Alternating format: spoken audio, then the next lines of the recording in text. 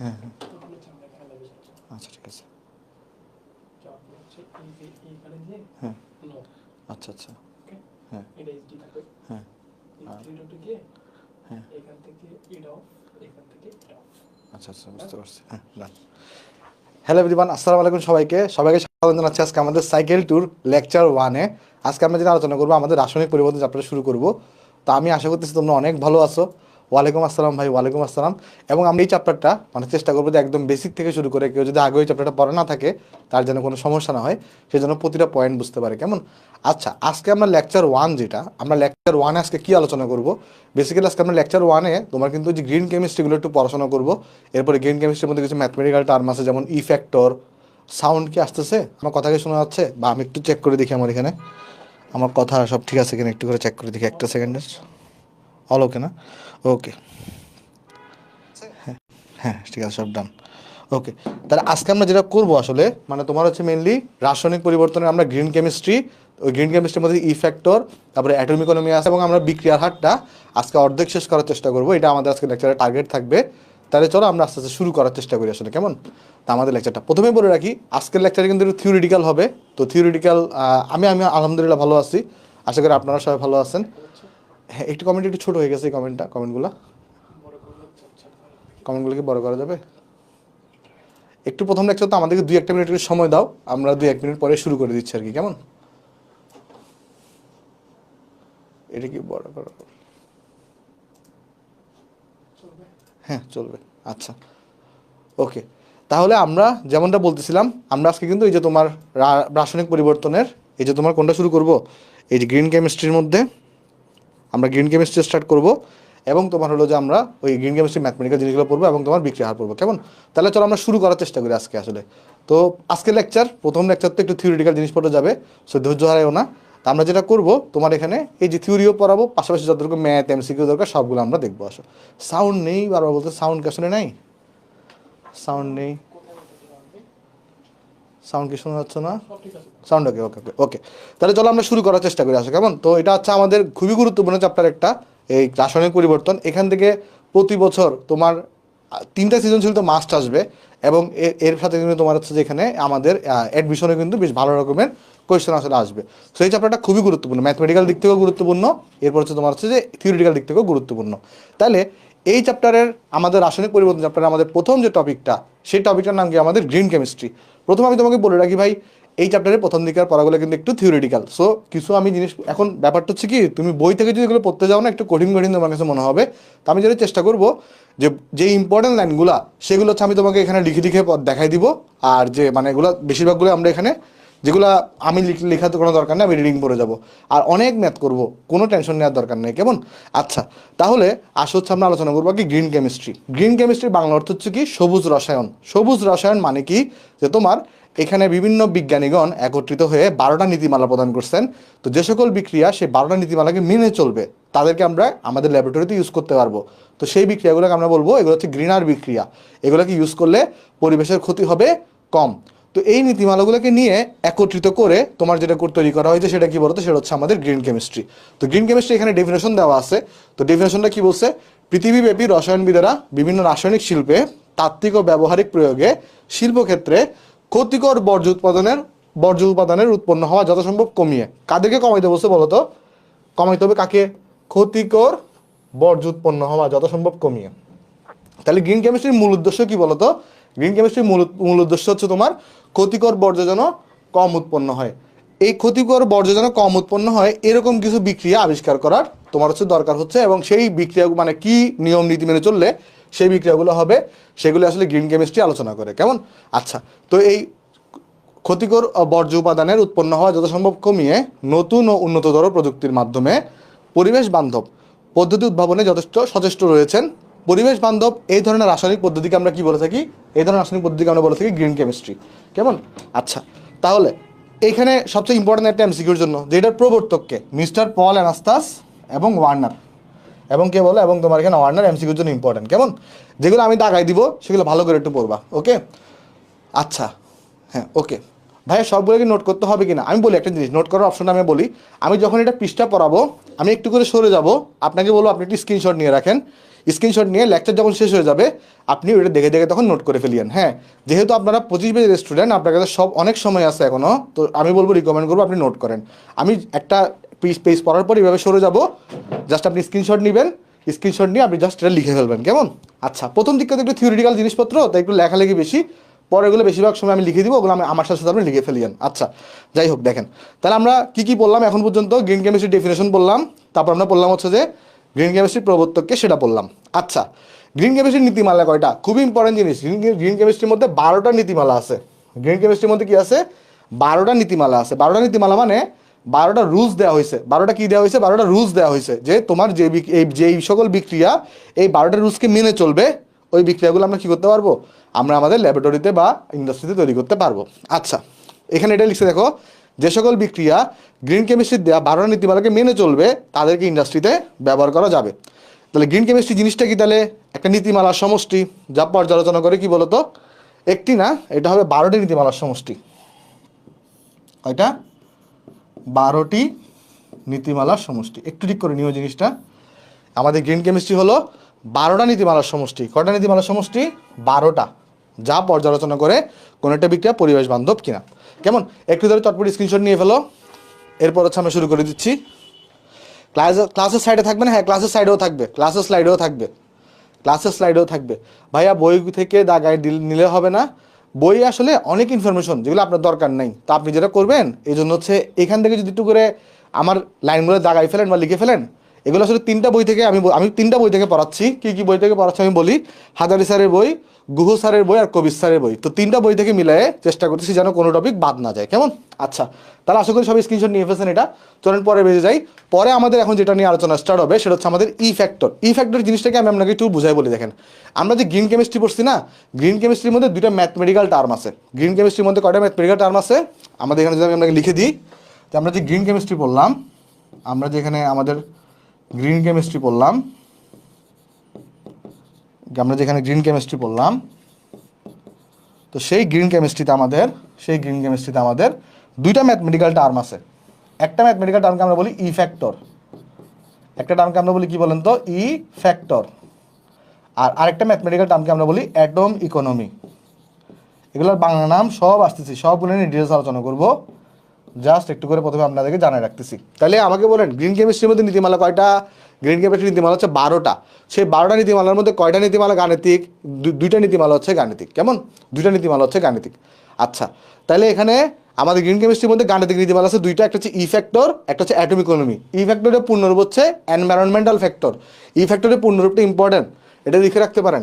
ই factor যেটা আছে এটার পূর্ণরূপটা ইম্পর্টেন্ট, পরীক্ষা আসতে পারে 1 নম্বর কোয়েশ্চনে। ই ফ্যাক্টর এটার পূর্ণরূপ হচ্ছে আমাদের এনভায়রনমেন্টাল ফ্যাক্টর। এটার পূর্ণরূপ কি? এনভায়রনমেন্টাল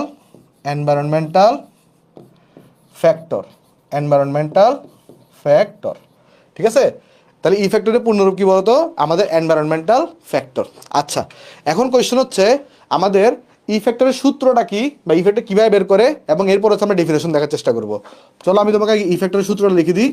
আমাদের কাছে ই ফ্যাক্টর আছে, ই ফ্যাক্টর, এটার সূত্র হচ্ছে তোমার, নিচে হচ্ছে তোমার বসবে মোট উৎপাদের ভর, নিচে বসবে কি?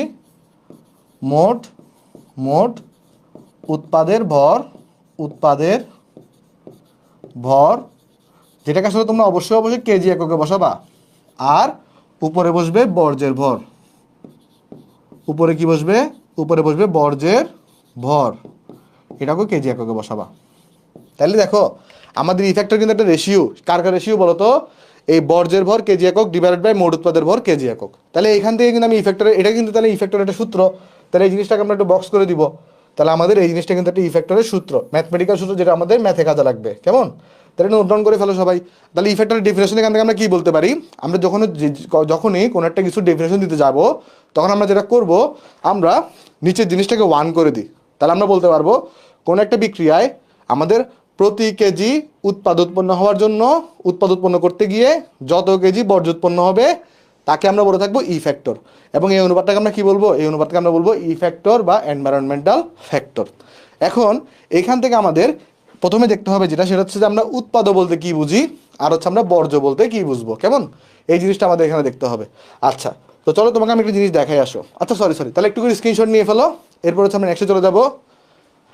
স্ক্রিনশট নিয়ে ফেলো, এরপর হচ্ছে আমরা নেক্সটে চলে যাবো। তাহলে ইফেক্টর আমরা বললাম সূত্র বর্জ্যের ভর ডিভাইডেড বাই, আচ্ছা স্যার দেরি করে ফেলেছি, একটু রিক্যাপ করেন। আচ্ছা আমি তোমাকে চলো একটু বলি, দেখো আমরা প্রথমে কি করছি, আমরা প্রথমে গ্রিন কেমিস্ট্রি নিয়ে আলোচনা করছিলাম। গ্রিন কেমিস্ট্রির মধ্যে বললাম 12টা নীতিমালা আছে, সেই 12টা নীতিমালার মধ্যে তোমার 2টা নীতিমালা হচ্ছে ম্যাথমেটিক্যাল। কি কি ছিল বলো? একটা ছিল ইফেক্টর, একটা হচ্ছে অ্যাটম ইকোনমি। আমরা প্রথমে আগে ইফেক্টর নিয়ে আলোচনা করছি। ইফেক্টরের তোমাকে আমি আগে ডেফিনেশনটা বলে দিচ্ছি, কেমন? এবং ইফেক্টরের সূত্র মনে রাখবো আমরা, ইফেক্টর ইকুয়াল টু বর্জ্যের ভর কেজি একক ডিভাইডেড বাই মোট উৎপাদের ভর। দেখো এটি স্ক্রিনশট নিয়ে ফেলো সবাই, স্ক্রিনশট নিয়ে ফেলছো? আচ্ছা ওকে ওকে ওকে ওকে, স্ক্রিনশট আশা করি নিয়ে ফেলছো। তাহলে চলো আমরা নেক্সটে চলে যাই আসো। তো এখন আমরা যেটা দেখবো যে আমাদের অ্যাকচুয়ালি আমরা তো এখানে বললাম যে তোমার বর্জ্যের ভর বাই মোট উৎপাদের ভর। তো মোট উৎপাদ বলতে কি বুঝতেছি বা মোট বর্জ্য বলতে আমরা কি বুঝতেছি, কেমন? এটা দেখার চেষ্টা করবো। ওকে, সো চলো আমি তোমাকে দেখাই। দেখো একটা, আমি যদি তোমাকে বলি চুনের কারখানা, ধরা যাক আমাদের এখানে একটা কি আছে, চুনের, এক সেকেন্ড, আমার কাছে ধরা যাক একটা চুনের কারখানা আছে। তো চুনের কারখানার কাজ কি? চুনের কারখানার কাজ হচ্ছে চুন তৈরি করা। তাহলে চুনের কারখানার মধ্যে চুনটা কি হবে? চুনটা হবে তোমার কাঙ্ক্ষিত উৎপাদক বা মেইন উৎপাদক, তাই না? আর ওইটা বাদে, কাঙ্ক্ষিত উৎপাদক বাদে যারা থাকবে তারা কি বলো, তারা সবাই বর্জ্য হবে। যেমন দেখো চুনের কারখানার মধ্যে কোন রিয়াকশনটা করা হয়? চুনের কারখানার মধ্যে ক্যালসিয়াম কার্বনেটকে নেওয়া হবে প্লাস এর সাথে 2 মোল পানিকে বিক্রিয়া করানো হয়। বিক্রিয়া করানো হলে এখানে কি প্রডিউস হবে দেখো তো?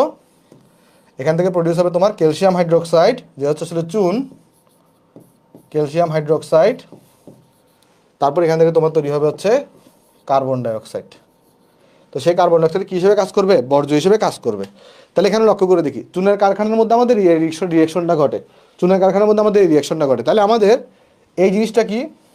আমাদের এই জিনিসটা হচ্ছে আমাদের চুন, এই জিনিসটা হচ্ছে আমাদের চুন। তাহলে একটা জিনিস আমাকে তুমি বলো, চুনের কারখানাতে আমার কি তৈরি করা দরকার? চুন তৈরি করা দরকার না? তাহলে আমার চুনের কারখানায় যদি চুন তৈরি করতে হয়, তাহলে চুন জিনিসটা যেটা আছে সেটা আমরা কি বলতো, সেটা আমাদের এখানে কাঙ্ক্ষিত উৎপাদক। তাহলে এটা কি? এটা হইতেছে আমাদের, এটা হইতেছে আমাদের কাঙ্ক্ষিত, কাঙ্ক্ষিত উৎপাদক। বুঝতে পারছো? এটা হচ্ছে আমাদের কাঙ্ক্ষিত উৎপাদক, কারণ আমার চুন তৈরি করতে হবে। তো কাঙ্ক্ষিত উৎপাদক বাদে যারা থাকবে, কাঙ্ক্ষিত উৎপাদক বাদে যারা থাকবে তারা কি হবে বলো? তারা হবে তোমার বর্জ্য। তারা হবে কি? তারা হবে তোমার কাছে এখানে বর্জ্য। তাহলে এখানে যারা থাকবে, কাঙ্ক্ষিত উৎপাদক বাদে যারা থাকবে তারা কি হবে? তারা হবে তোমার এখানে বর্জ্য। ঠিক আছে? আচ্ছা, তাহলে আমাদের এখানে আমরা বুঝতে পারলাম যে এটা হচ্ছে আমার কাঙ্ক্ষিত উৎপাদক আর এটা হচ্ছে আমাদের এখানে বর্জ্য। বাট এখন আমি যদি এখানে ইফেক্টর বের করতে যাই, ইফেক্টর, ইফেক্টর তোমার কি বলে? ইফেক্টরের ডেফিনেশনটা চলো দেখে আসো আমরা একবার, তাহলে আমরা ভালো করে বুঝতে পারবো। দেখো একটু আগে দেখি ইফেক্টরের ডেফিনেশন আমাকে কি বলছে, যে কোনো বিক্রিয়ায় প্রতি কেজি উৎপাদ উৎপন্ন করতে, মানে মোট উৎপাদের ভরটা নিচে বসবে, উপরে থাকবে কি শুধু বর্জ্যের ভরটা। তাহলে যখন তুমি এখানে এই বিক্রিয়াটার জন্য ইফেক্টর বের করবা, উপরে বসাবো শুধুমাত্র বর্জ্যের ভর, যেটা হচ্ছে কার্বন ডাইঅক্সাইডের ভর। এখানে বসাবো মোট উৎপাদের ভর, ক্যালসিয়াম হাইড্রোক্সাইডের ভর প্লাস কার্বন ডাইঅক্সাইডের ভর। তাহলে আমাদের উপরে বসাইছো কি? শুধুমাত্র বর্জ্যের ভর, আর নিচে বসাইছো কি বলতো? মোট উৎপাদের ভর। তাহলে দুটাকে রেশিও করলে তুমি কি পেয়ে গেছো? এখানে রেশিও করে তুমি এখানে ইফেক্টর পেয়ে গেছো। তাহলে এইভাবে করে আমরা কি বের করতে পারি? কোনো একটা বিক্রিয়ার ইফেক্টর বের করতে পারি। দেখো এতটুকু বুঝতে পারছো কিনা, এতটুকু বোঝা গেছে কিনা আমাকে একটু জানাতে পারো। আচ্ছা আমি একটু স্পিড কমাচ্ছি, সমস্যা নাই। আচ্ছা এতটুকু সবাইকে বুঝতে পারছো? বেশি স্পিড হচ্ছে, আশি স্পিড কমাচ্ছি। আগে এতটুকু বুঝতে পারছো কিনা এটা ক্লিয়ার করে আমাকে জানাও।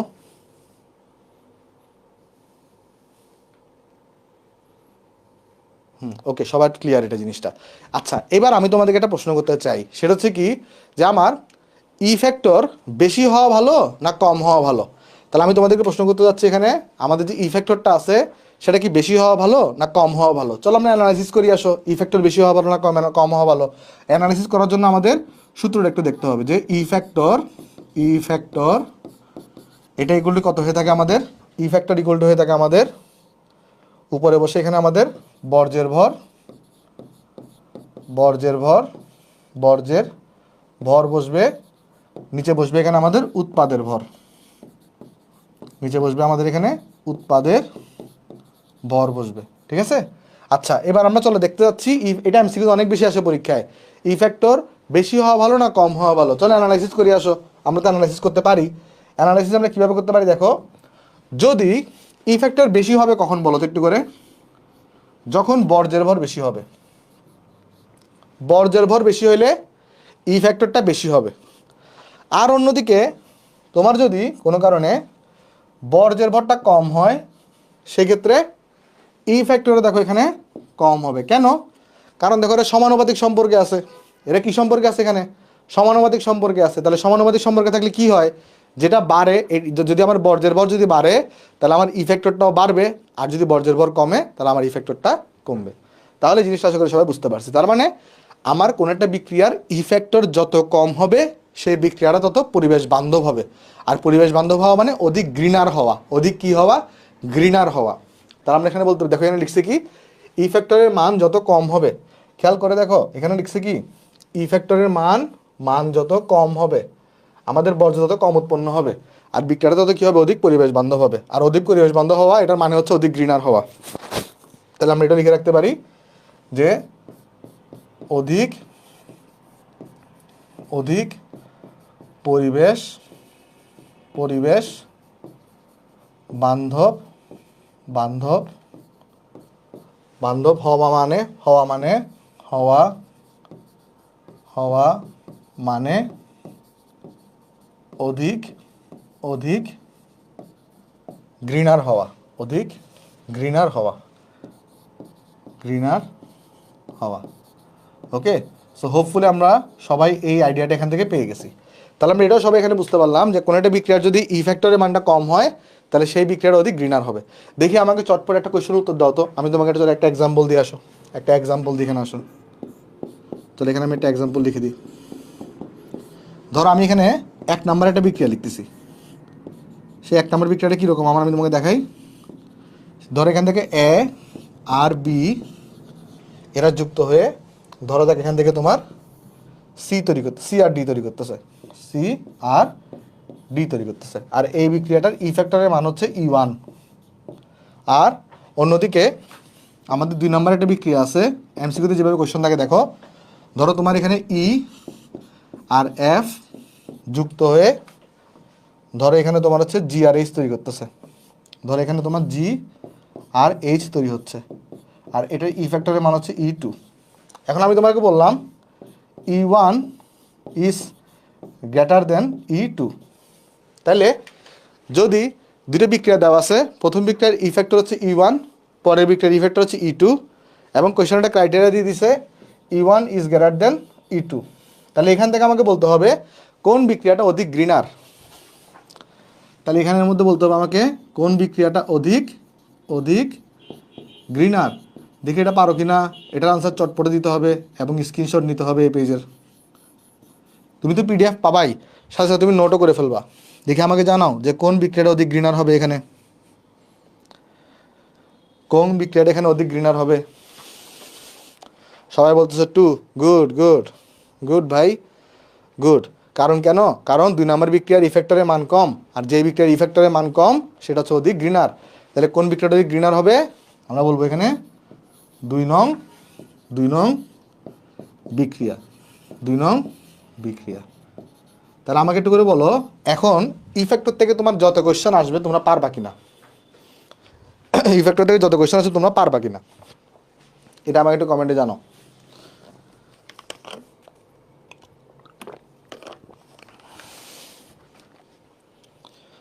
যে ইফেক্টর থেকে যতগুলো কোয়েশ্চেন আসবে আমরা পারবো সবাই। ওকে, তাহলে ইফেক্টর আশা করি শেষ। চলো আমরা আমাদের নেক্সট আলোচনায় চলে যাই। নেক্সট আলোচনা যেটা নিয়ে আমরা করবো তার নাম হচ্ছে আমাদের অ্যাটম ইকোনমি। অ্যাটম ইকোনমিকে আমরা শতকরা এককে প্রকাশ করি। কীভাবে প্রকাশ করি আমরা? শতকরা পদ্ধতিতে। এটাকে আমরা শতকরা পদ্ধতিতে প্রকাশ করি। আর শতকরা পদ্ধতিটা কীরকম? এই যেটাকে আমরা অনেক সময় পার্সেন্টেজ অফ অ্যাটম ইকোনমি এভাবে করেও লিখে থাকি। এটাকে আমরা কীভাবে লিখে থাকি? শতকরা এককে প্রকাশ করে থাকি। এটাকে আমরা অনেক সময় পার্সেন্টেজ অফ অ্যাটম ইকোনমি আমরা এখানে লিখে থাকি। এটার আগে সূত্রটা লিখে দিই। সূত্রটা লিখে দিলে তুমি এখানে তোমার মেন আনসার পেয়ে যাবো। তাহলে এর সূত্র হচ্ছে পার্সেন্টেজ অফ অ্যাটম ইকোনমি। এটা সূত্র হচ্ছে তোমার নিচে বসবে আগের মতো মোট উৎপাদের ভর, এখানে বসবে মোট উৎপাদের ভর, আর উপরে বসবে কাঙ্ক্ষিত উৎপাদের ভর। উপরে বসবে কি? কাঙ্ক্ষিত উৎপাদের ভর। যেহেতু পার্সেন্টেজ তাই একটা 100% দিয়ে এখানে মাল্টিপ্লিকেশন হবে। দেখো এই জিনিসটা এখানে সবাই বুঝতে পারছি কিনা। তাহলে এখানে কি বসবে? কাঙ্ক্ষিত উৎপাদের ভর ইন্টু 100% ডিভাইডেড বাই হচ্ছে তোমার এখানে মোট উৎপাদের ভর বসবে। মোট উৎপাদের ভর বসবে। দেখো এই জিনিসটা এখানে বোঝা গেছে কিনা, এই জিনিসটা এখানে বোঝা গেছে কিনা দেখো। তাইলে যদি আমরা এই জিনিসটা একটু বুঝে থাকি, তাহলে এখানের মধ্যে আমাদের যে জিনিস বলতে হবে, প্রথম কথা এখানে একটা জিনিস এখানে ম্যাটার আছে, সেটা আমি তোমাকে বলি কি। দেখো, যখন আমরা অ্যাটম ইকোনমি বের করব, বা আমরা যখন এখানে ই ফ্যাক্টর বের করব, যখন আমরা এখানে ই ফ্যাক্টর বের করতেছি, কেমন বর্জ্যের ভর বা মোট উৎপাদের ভর লিখতেছি, এখানে আমি তোমাকে একটা সূত্র দেখাই। দেখো, তোমরা নিশ্চয়ই আমাদের 9 10 শিখে আসছো, মোল সংখ্যার একটা সূত্র ছিল। মোল সংখ্যার সূত্র সবাই পড়ছো কিনা দেখো একটু করে। 9 10 আমাদের একটা সূত্র ছিল মোল সংখ্যার। আমি চলো তোমাকে একটু করে দেখাই আনি, কেমন। 9 10 আমাদের একটা মোল সংখ্যা সূত্র ছিল, মোল সংখ্যা। এটাকে আমরা এন দিয়ে প্রকাশ করতাম, এন দিয়ে। এটা ইকুয়াল টু হইতো আমাদের কি বলতো, এটা ইকুয়াল টু হইতো আমাদের নর্মাল ভর ডিভাইডেড বাই হইতো পারমাণবিক বা আণবিক ভর, এম বাই বড় হাতের এম। এই সূত্র কি সবাই পড়ছো 9 10-এ? N is equal to M by M, সবাই আশা করি পড়ছো এই সূত্রটা। এখন যে ঘটনাটা হয়, অ্যাটম ইকোনমি বলো বা ই ফ্যাক্টর বলো, তোমাদের প্রশ্নের মধ্যে মোল সংখ্যার মানটা দেওয়া থাকে না। প্রশ্নের মধ্যে কি দেওয়া থাকে না? মোল সংখ্যার মানটা দেওয়া থাকে না। তো মোল সংখ্যার মান যদি কোয়েশ্চনে দেওয়া না থাকে, তাহলে আমরা এন ইকুয়াল টু 1 ধরে নিব। তাহলে কোয়েশ্চনে এই মানে অ্যাটম ইকোনমি আর আমাদের এখানে অ্যাটম ইকোনমি আর ই ফ্যাক্টরের ম্যাথে মোল সংখ্যার মান দেওয়া থাকে না। তাহলে আমরা এখানে বলতে পারি যে এন ইকুয়াল টু 1 ধরে আমরা নিব। এক সেকেন্ড, হ্যাঁ। তাহলে এখানে আমি যদি লিখবো যে কোয়েশ্চনে এন দেয়া না থাকলে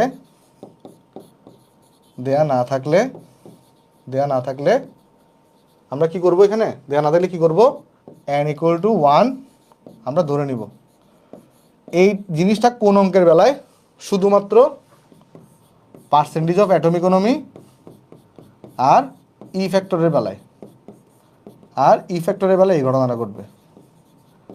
তাহলে পার্সেন্টেজ অফ অ্যাটম ইকোনমি আর ই ফ্যাক্টরের বেলায় যদি কোয়েশ্চনে তোমার এন দেওয়া না থাকে, তাহলে এনকে আমরা কত ধরে নিব? 1 ধরে নিব। আচ্ছা, কোয়েশ্চনে যদি এনটাকে 1 ধরে নাও, তাহলে এন ইকুয়াল যদি 1 বসায় দিই, তাহলে 1 ইকুয়াল পেয়ে যাচ্ছে এম বাই বড় হাতের এম। বাই এখানে পেয়ে যাচ্ছে বড় হাতের এম। তাহলে এখান থেকে আমরা লিখতে পারি না যে ভর ইকুয়াল টু আমাদের আসলে এখানে আণবিক ভর। এই ক্ষেত্রে এন ইকুয়াল টু 1 এর ক্ষেত্রে ভর ইকুয়াল টু আণবিক ভর। তাই আমি এখানে তোমাকে যে জিনিসটা বোঝানোর জন্য এটা দেখালাম, সেটা হচ্ছে কি, যখন তোমাকে ধরো একটা বিক্রিয়া দেওয়া থাকবে এখানে, তো বিক্রিয়ার মধ্যে তোমাকে অ্যাটম ইকোনমি বের করতে বলবে।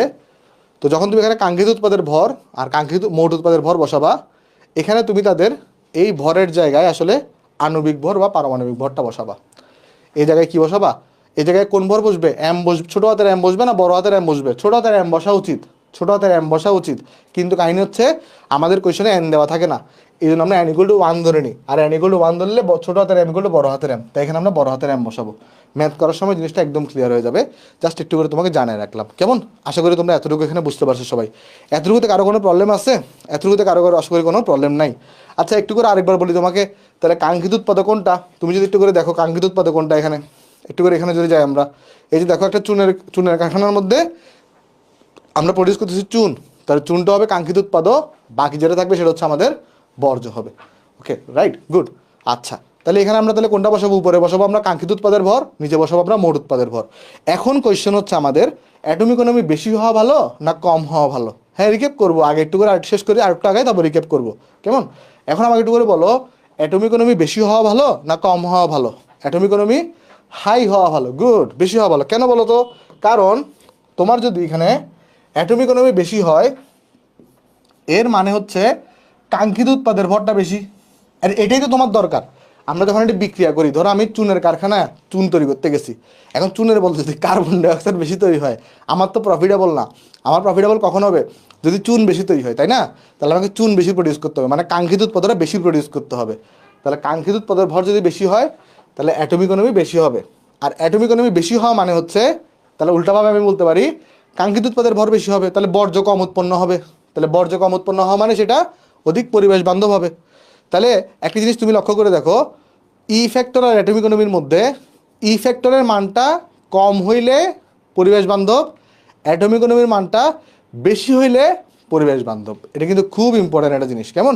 আমরা নোট ডাউন করে দেবো, টেনশন নিও না। তাহলে এখানে আমি বলতে পারি, এরপর উল্টাভাবে এটাও দেখাতে পারি আমরা এখানে, তাহলে তোমার যে আমরা এখানে দেখাতে পারি, যদি তোমার কি হয় এখানে কাঙ্ক্ষিত উৎপাদের ভরটা যদি কম হয় তাহলে অ্যাটমিক ইকোনমির মান কিন্তু এখানে কম আসবে। ওকে, আশা করি সবাই জিনিসটা এখানে আমরা বুঝতে পারছি। তাহলে পার্সেন্টেজ অফ, আমরা তাহলে এখানে বলতে পারি আমাদের কাছে এখানে যে আমাদের পার্সেন্টেজ অফ অ্যাটমিক ইকোনমি বেশি হলে বিক্রিয়াটি অধিক পরিবেশ বান্ধব হবে। বেশি হলে বিক্রিয়াটি অধিক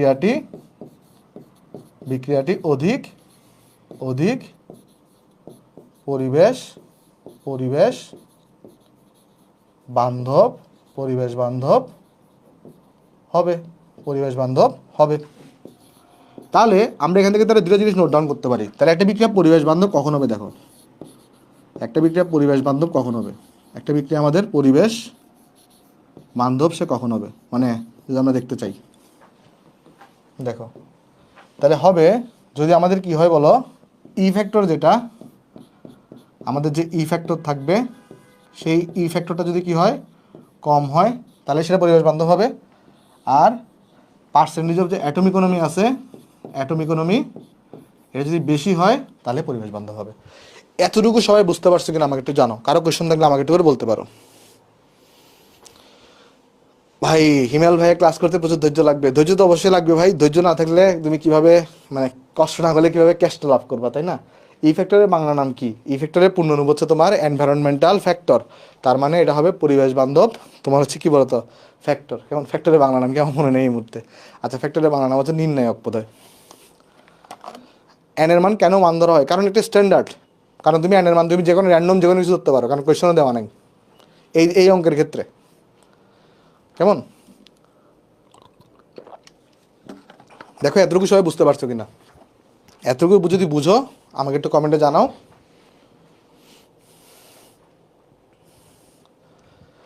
এতটুকু দেখো বুঝতে পারছো কিনা? ওকে, ডান। হ্যাঁ, এবার আমরা দুটা জিনিস পড়াবো, জাস্ট এক্সট্রা করে একটা জিনিস এগুলা, সেটা হচ্ছে আমাদের মেডিকেল যারা পরীক্ষার্থী আছে তাদের জন্য। কেমন? দুইটা টার্ম সম্পর্কে আমাদের এটা আসলে কাজে লাগে এখানে আসলে, মানে এখান থেকে এমসিকিউ আসে শুধুমাত্র এটা মেডিকেল। আর আমি তোমাকে একটু নোট ডাউন করে দিই এখানে, দেখো এখন যে জিনিসটা পড়াবো এটা শুধুমাত্র মেডিকেল আর ইউনিভার্সিটির জন্য। এটা এইচএসসিতেও লাগবে না, এতক্ষণ যা পড়াইছি তাই এইচএসসিতে লাগবে। এটা শুধুমাত্র মেডিকেল এবং ইউনিভার্সিটির জন্য, এই জিনিসটা ইঞ্জিনিয়ারিংও লাগবে না। দুইটা টার্মের সাথে তোমাকে একটু পরিচয় দিতে হবে। কেমন? মেডিকেল আর ইউনিভার্সিটির জন্য একটা টার্ম পড়া দিচ্ছি তোমাকে, দুটো টার্ম পড়াবো। একটা হচ্ছে স্মোক, একটা হচ্ছে আমাদের স্মোক বা হচ্ছে আমাদের যে ধোঁয়াটা থাকে তো সেটা। তো এটা এটা এটা এটা কী ঘটাবে? আমাদের স্মোক যেটা আছে এটা নিয়ে কিছু টার্ম আমাদের মনে রাখতে হবে। এটা যেটা করে সেটা হচ্ছে আমাদের বায়ু দূষণ ঘটায়।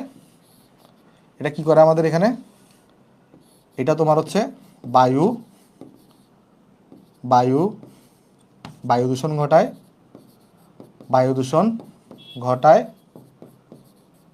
এবং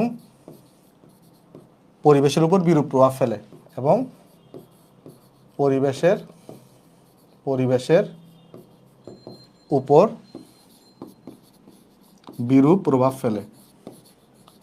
এই দুটো টার্ম সম্পর্কে একটু জেনে রাখো, যেটা আমাদের ইউনিভার্সিটি এবং মেডিকেল আসলে আসে। আচ্ছা, 2 নম্বর কথা, এর পিএইচ কত হয়? এগুলো একটু মুখস্থ টাইপের জিনিস। কেমন? এই জন্যই তো মেডিকেল এবং ইউনিভার্সিটি বলছে। এর পিএইচ হয়ে থাকে তোমার 2। কে লিখতেছো এখানে? ভাই ওয়েবে তো ক্লাস করা যাচ্ছে না, দিবে কি দিবে ভাই? আমি নোট করি নাই, স্লাইডটা দিয়েন। আচ্ছা, স্লাইড তো এখানে, হ্যাঁ স্ক্রিনশট তো নিশ্চয়ই তোমরা আশা করি। ওকে, তাহলে এটা পিএইচগুলো তোমার 2 হয়ে থাকে।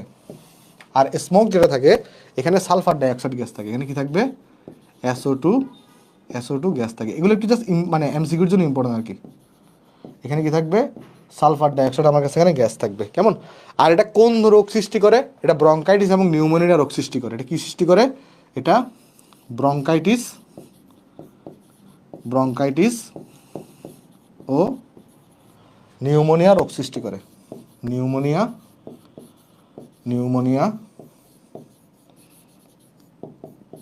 রোগ সৃষ্টি করে, ঠিক আছে, ডান। তাহলে স্মোক এই কাজগুলো করে থাকে। আরেকটা টার্ম সম্পর্কে আমাদের জানতে হবে, সেটা হচ্ছে আমাদের সুপার ক্রিটিক্যাল কার্বন ডাইঅক্সাইড। ভাই পিএইচ কি, পিএইচ তো পড়াবোই, তোমরা এই চ্যাপ্টারের পিএইচ নিয়ে ডিটেলস আলোচনা করা হবে। পিএইচ হচ্ছে তোমার হচ্ছে পুইজেন্স অফ হাইড্রোজেন, মানে পূর্ণরূপ।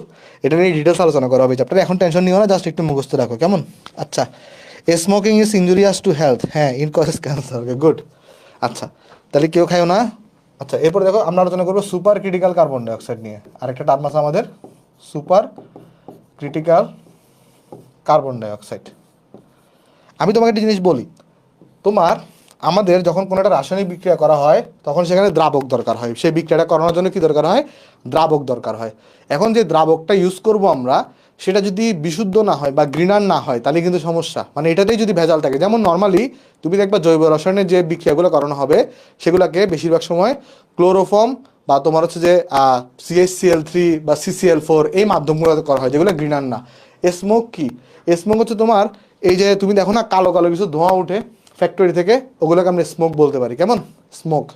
আচ্ছা, চিমনি দিয়ে দেখবা যে কিছু কালো কালো ধোঁয়া ওঠে ফ্যাক্টরিতে, চিমনি দিয়ে কিছু কালো কালো ধোঁয়া ওঠে, এগুলোকে আমরা স্মোক বলতে পারি। আচ্ছা, সুপার ক্রিটিক্যাল কার্বন ডাইঅক্সাইড, এখান থেকে কিছু ইনফরমেশন আমাদের জানতে হবে। তো সুপার ক্রিটিক্যাল কার্বন ডাইঅক্সাইড জিনিসটা কি, এটা হইতেছে আমাদের একটা সবুজ দ্রাবক। এটা হইতেছে কি, একটা সবুজ দ্রাবক। সবুজ দ্রাবক জিনিসটা কি, সবুজ দ্রাবক হচ্ছে এমন দ্রাবক যারা পরিবেশের কোনো ক্ষতি করে না, যেমন যারা কি করে না, পরিবেশের কোনো ক্ষতি করে না। এইটাকে আমরা বলতে পারি, এটার যে সন্ধি, দুইটা টার্ম আছে, একটা হচ্ছে এটা সন্ধি তাপমাত্রা আর সন্ধি চাপ। এই দুটো টার্ম পরে পরিবেশ রসায়নের ডিটেলস আলোচনা করা হবে। একটা হচ্ছে কি সন্ধি তাপমাত্রা, একটা হচ্ছে সন্ধি চাপ। এটা পরিবেশ রসায়নের ডিটেলস আলোচনা করা হবে, এখন দরকার নেই, কেমন। কি বলছে, সাউন্ড প্রবলেম, সাউন্ড শোনা যাচ্ছে না, দেখি একটু করে। এখন দরকার নেই, কেমন। কি বলছে, সাউন্ড প্রবলেম সাউন্ড শোনা যাচ্ছে না, দেখি একটু করে। এখন দরকার নেই, কেমন। কি বলছে, কোথায় সাউন্ড তো শোনা যাচ্ছে ভাই, সাউন্ড তো শোনা যাচ্ছে।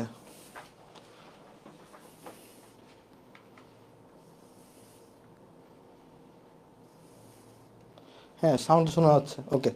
আচ্ছা, তো যেমনটা বলতেছিলাম, দুটো টার্ম আছে, একটা হচ্ছে সন্ধি তাপমাত্রা, একটা হচ্ছে সন্ধি চাপ। এগুলো নিয়ে তোমরা পরিবেশ রসায়নে পড়ে রাখবা, পরিবেশ রসায়নে পড়া হবে, মানে পড়াবে তোমাদেরকে। জাস্ট এই সুপার ক্রিটিক্যাল কার্বন ডাইঅক্সাইডটার সন্ধি তাপমাত্রা সন্ধি চাপের ভ্যালু কত হয় সেটা জেনে রাখো, বা সন্ধি তাপমাত্রা সন্ধি চাপ জিনিসটা কি সেটা পরিবেশ রসায়নে পড়বা, কেমন। তাহলে এটার সন্ধি তাপমাত্রা হয়ে থাকে, এটার সন্ধি তাপমাত্রা হয়ে থাকে তোমার, তাপমাত্রা হয়ে থাকে আমাদের 31.25 ডিগ্রি সেন্টিগ্রেড। আর এটা সন্ধি চাপ হয়ে থাকে 72.9 অ্যাটমসফিয়ার। এটা কি হয়ে থাকে, সন্ধি চাপ হয়ে থাকে তোমার এখানে 72.9 অ্যাটমসফিয়ার। তাহলে এইটা একটু স্ক্রিনশট নিয়ে ফেলো, সাউন্ড কি প্রবলেম করতেছে, শব্দ হচ্ছে ভাই। আচ্ছা, আমি একবার মাইকটাকে খুলে লাগাই।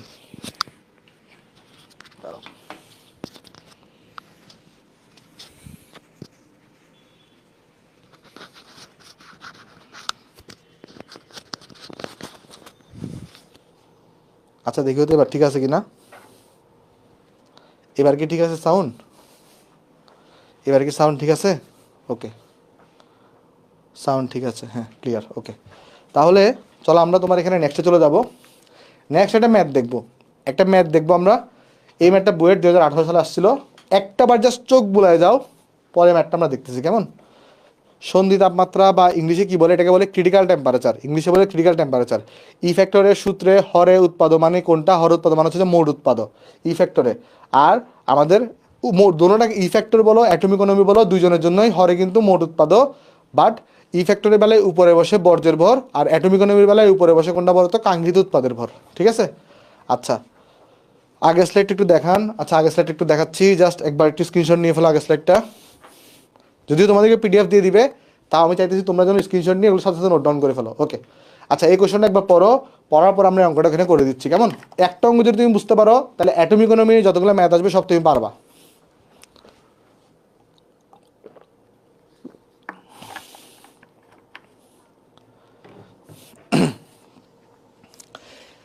তাহলে চলো আমরা শুরু করার চেষ্টা করি আসে কেমন। তাহলে এখানে আমাকে দেখো বলছে কি, টাইটানিয়াম দুটি ভিন্ন ভিন্ন পদ্ধতি দ্বারা আকরিক থেকে নিষ্কাশন করা যায়। তাহলে আমাকে একটু করে বলো, তোমার কি নিষ্কাশন করতে হবে? টাইটানিয়াম নিষ্কাশন করতে হবে। তাহলে টাইটানিয়াম নিষ্কাশন করাটা তোমার মূল কাজ। তাহলে টাইটানিয়াম হচ্ছে তোমার মূল উৎপাদক বা কাঙ্ক্ষিত উৎপাদক, এতটুকু বুঝতে পারছি কিনা? তাহলে এখানে আমার কাছে যে টাইটানিয়ামটা আছে, এখানে আমার কাছে যে টাইটানিয়ামটা আছে, টাইটানিয়ামটা আমাকে যদি নিষ্কাশন করতে হবে, তাহলে টাইটানিয়ামটা হচ্ছে আমার কাছে কি এখানে কাঙ্ক্ষিত, দেখো ম্যাথ থেকে এভাবে চিনতে হবে ডাটা, কাঙ্ক্ষিত উৎপাদক। যেহেতু টাইটানিয়ামটা আমাকে আইডেন্টিফাই বা আমাকে নিষ্কাশন করতে হবে, তাই টাইটানিয়ামটা হচ্ছে আমার এখানে মূল উৎপাদক। বুঝতে পারছি আমরা? ওকে, এখন দেখো বলছে কি, টাইটানিয়াম দুটি ভিন্ন ভিন্ন পদ্ধতি দ্বারা আকরিক থেকে নিষ্কাশন করা যায়। তুমি 1 নম্বর পদ্ধতি দ্বারাও টাইটানিয়াম নিষ্কাশন করতে পারো, তুমি 2 নম্বর পদ্ধতি দ্বারাও টাইটানিয়াম নিষ্কাশন করতে পারো। তোমাকে প্রশ্ন করছে কাঙ্ক্ষিত উৎপাদে বিক্রিয়ক পরমাণু সর্বাধিক উপস্থিতির ধারণা ব্যবহার করে উপরের কোন পদ্ধতিটি ঘৃণা নির্ণয় করো। এখানে একটা বড় কথা লিখছে, দেখো সেই কথাটা কি, কাঙ্ক্ষিত উৎপাদে বিক্রিয়ক পরমাণু সর্বাধিক উপস্থিতির ধারণা। এটার আমরা সংক্ষেপে ইংলিশে বলে থাকি কি জানো, এটার আমরা বলি অ্যাটম ইকোনমি। এটার আমরা সংক্ষেপে কি বলি, অ্যাটম ইকোনমি বলি। ওই তুমি অ্যাটম ইকোনমির সূত্রটার দিকে তাকাও একটু করে, সূত্রটা কি ছিল, উপরে বসতো কাঙ্ক্ষিত উৎপাদক। তো ওইটাকে এই যে জিনিসটা লিখছে এখানে, কাঙ্ক্ষিত উৎপাদে বিক্রিয়ক পরমাণু সর্বাধিক উপস্থিতি, মানে কাঙ্ক্ষিত উৎপাদটা কতটুকু আছে ওটার উপর ডিপেন্ড করে ওই ধারণাটা ব্যবহার করে তোমাকে বের করতে বসে এই দুইটা পদ্ধতির মধ্যে কোনটা অধিক গ্রিনার, কোনটা অধিক গ্রিনার। ঠিক আছে, আচ্ছা তাহলে এইটা বুঝতে পারছো কিনা, এখানে যে অ্যাটম ইকোনমির কনসেপ্ট ইউজ করতে বসে বা কাঙ্ক্ষিত উৎপাদক কোনটা, এই প্রশ্নটা একটু বুঝতে পারছো কিনা আমাকে জানাও। না প্রশ্ন তোলার দরকার নাই, প্রশ্ন তোলার দরকার নাই, জাস্ট আপাতত প্রশ্নের জন্য উপরে একটা স্পেস খালি রেখে আপনি ম্যাথগুলো আমার সাথে তুলতে পারেন বা ম্যাথগুলো আমার সাথে বুঝতে পারেন কেমন। প্রশ্ন তোলার দরকার নেই, আগে ম্যাথটা বুঝেন। যদি মানে এখানে যদি হয় তাহলে আমি আরেকবার রিপিট করতেছি। দেখেন এখানে বলছি কি, আপনাকে টাইটানিয়াম তৈরি করতে হবে। তাহলে টাইটানিয়াম যেটা সেটা কি কাঙ্ক্ষিত উৎপাদক, যেটা আমাকে তৈরি করতে হবে সেটা কাঙ্ক্ষিত উৎপাদক। তো টাইটানিয়াম তৈরির জন্য দুটো বিক্রিয়া দেওয়া আছে, একটা বিক্রিয়া হচ্ছে এইটা, একটা বিক্রিয়া হচ্ছে এইটা। আমাকে বলছে পরে কাঙ্ক্ষিত উৎপাদে বিক্রিয়ক পরমাণু সর্বাধিক উপস্থিত ধারণা। ওই যে কাঙ্ক্ষিত উৎপাদের কথাটা বলছে, কাঙ্ক্ষিত উৎপাদের কথাটা কোথায় ছিল বলেন তো, সেটা ছিল কিন্তু হচ্ছে আমাদের অ্যাটম ইকোনমিতে। তাহলে অ্যাটম ইকোনমির ধারণা ব্যবহার করে আমাকে এই দুটো পদ্ধতির মধ্যে কোনটা গ্রিনার সেটা বের করতে হবে। আচ্ছা কোনটা গ্রিনার হবে, যেটার অ্যাটম ইকোনমি বেশি সেটা গ্রিনার হবে, যেটা অ্যাটম ইকোনমি বেশি সেটা কি হবে, গ্রিনার হবে। এটা তো আমরা সবাই বুঝতে পারতেছি, যেটার অ্যাটম ইকোনমি বেশি সেটা গ্রিনার হবে। তাহলে আমার কাজটা কি হবে, দুই বিক্রিয়ার জন্য অ্যাটম ইকোনমি বের করো। আমরা এই বিক্রিয়ার জন্য অ্যাটম ইকোনমি বের করব। আমরা কি করব, এই বিক্রিয়ার জন্য পার্সেন্টেজ অফ, দেখো এখানে আমরা এই বিক্রিয়ার জন্য পার্সেন্টেজ অফ অ্যাটম ইকোনমি বের করব, আর এই বিক্রিয়ার জন্য আমরা পার্সেন্টেজ অফ অ্যাটম ইকোনমি বের করব। দেন যেটা বেশি হবে আমরা বলবো সেটা হচ্ছে আমাদের অধিক গ্রিনার হবে। দেখো এটা বুঝতে পারছো কিনা, দেখো এই প্রশ্নটাকে বা বুঝতে পারছো। এখন যদি তুমি একবার বুঝতে পারো তাহলে তোমার কারেক্ট একদম। ওকে, এবার চলো আমরা অঙ্কটা করে ফেলি। এখন অঙ্ক করা হচ্ছে আমার 2 মিনিটের কাজ, মানে আমার লিখতে যদি সময় লাগবে, বাট তুমি কিন্তু অঙ্কটা করো 2 মিনিটের কাজ। চলো সলিউশন করি আসো। 1 নম্বর বিক্রিয়া, 1 নম্বর বিক্রিয়াতে যদি আমি পার্সেন্টেজ অফ অ্যাটম ইকোনমি বের করি তাহলে কি আসবে, আমাদের উপরে কোনটা বসে কাঙ্ক্ষিত উৎপাদের ভর। 1 নম্বর বিক্রিয়ার জন্য দেখো কাঙ্ক্ষিত উৎপাদক কোনটা, টাইটানিয়াম। কাঙ্ক্ষিত উৎপাদক কোনটা, টাইটানিয়াম। টাইটানিয়ামের ভর দেওয়া কত, 47.88। তাহলে উপরে বসাবা কত, কাঙ্ক্ষিত উৎপাদের ভর 47.88 বসাবা। নিচে কি বসাইতে হয়, মোট উৎপাদের ভর। এখানে মোট উৎপাদক কোনটা, এই যে জিনিসটা এটা হচ্ছে আমার মোট উৎপাদক, এই জিনিসটা মোট উৎপাদক। তাহলে টাইটানিয়াম, টাইটানিয়ামের ভর দেওয়া কত 47.88 প্লাস 2 ম্যাগনেসিয়াম অক্সাইড, 2 ইন্টু ম্যাগনেসিয়ামেরটা করে দেওয়া আছে দেখো 24.3 আণবিক ভর, প্লাস অক্সিজেন কত 16। তোমাকে আমি বলছি না এখানে আণবিক ভর বসাইতে হয়, কারণ কোয়েশ্চনে কি দেওয়া নাই, কোয়েশ্চনে এন দেওয়া নাই, কোয়েশ্চনে কি দেওয়া নাই, কোয়েশ্চনে এন দেওয়া নাই, তাই এখানে আণবিক ভরটা বসাইতে হয়। আর ইনটু কি করে দিবে এখানে 100%। দেখে আমাকে রেজাল্টটা কত হয় জানাও তো কমেন্টে, রেজাল্টটা কত হয় জানাও কমেন্টে, রেজাল্টটা কত হয় আমাকে কমেন্টে জানাও। থ্যাংক ইউ ভাই, ভালো করে পড়ো তাহলেই হবে।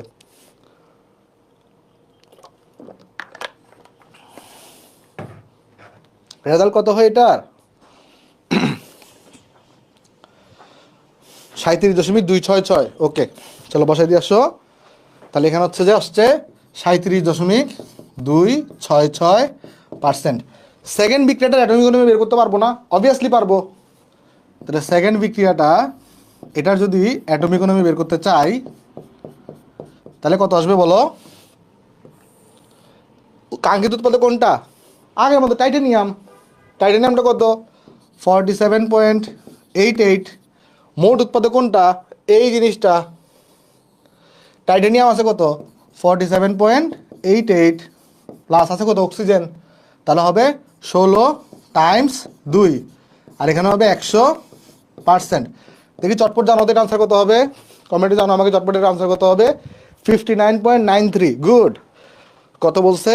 59.93%। এবার আমাকে তোমরা নিজেরাই বলো কোন বিক্রিয়াটা অধিক গ্রিনার হবে ভাই? কোন বিক্রিয়াটা অধিক গ্রিনার হবে দেখি নিজেরাই বলো একটু করে আমাকে। গুড, 2 নম্বর বিক্রিয়াটা। গুড ভাই, অবভিয়াসলি, কারণ এখানে অ্যাটমিক ইকোনমি বেশি। তাহলে 2 নম্বর বিক্রিয়া অ্যাটমিক ইকোনমি বেশি। তাহলে এখানে আমি বলবো কি? এখানে আমরা বলবো 2 নং বিক্রিয়ার 2 নং বিক্রিয়ার পার্সেন্টেজ অফ অ্যাটমিক ইকোনমি বেশি হওয়ায়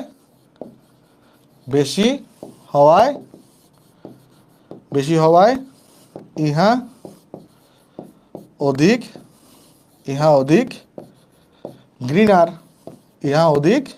গ্রিনার। শেষ। দেখো তো, এটা খুব সহজ ছিল না? কঠিন কিন্তু না, দুনিয়ার ইজি জিনিস। কঠিন কিন্তু না ভাই, দুনিয়ার ইজি জিনিস। সবাই পারছো 2 নাম্বার, সবাই পারছো ভাই 2 নাম্বার, সবাই পারছো জিনিসটা। Good good good. তাহলে একবার স্ক্রিনশট নিয়ে ফেলো। দুনিয়ার ইজি টপিক, দুনিয়ার ইজি ম্যাথ। গুড।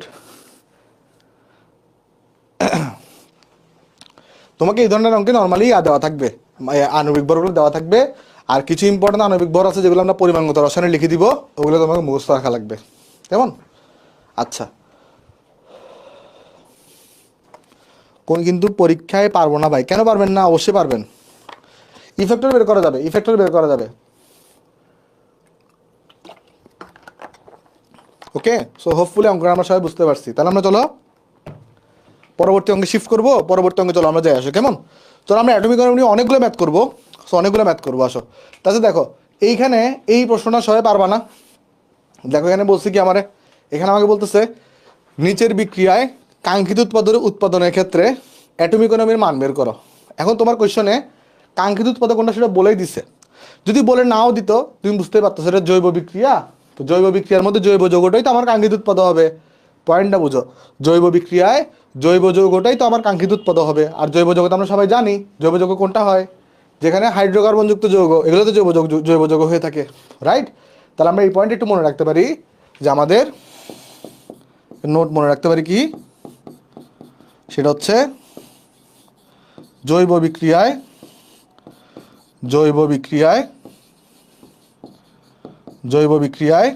জৈব যৌগই হবে কাঙ্ক্ষিত উৎপাদক।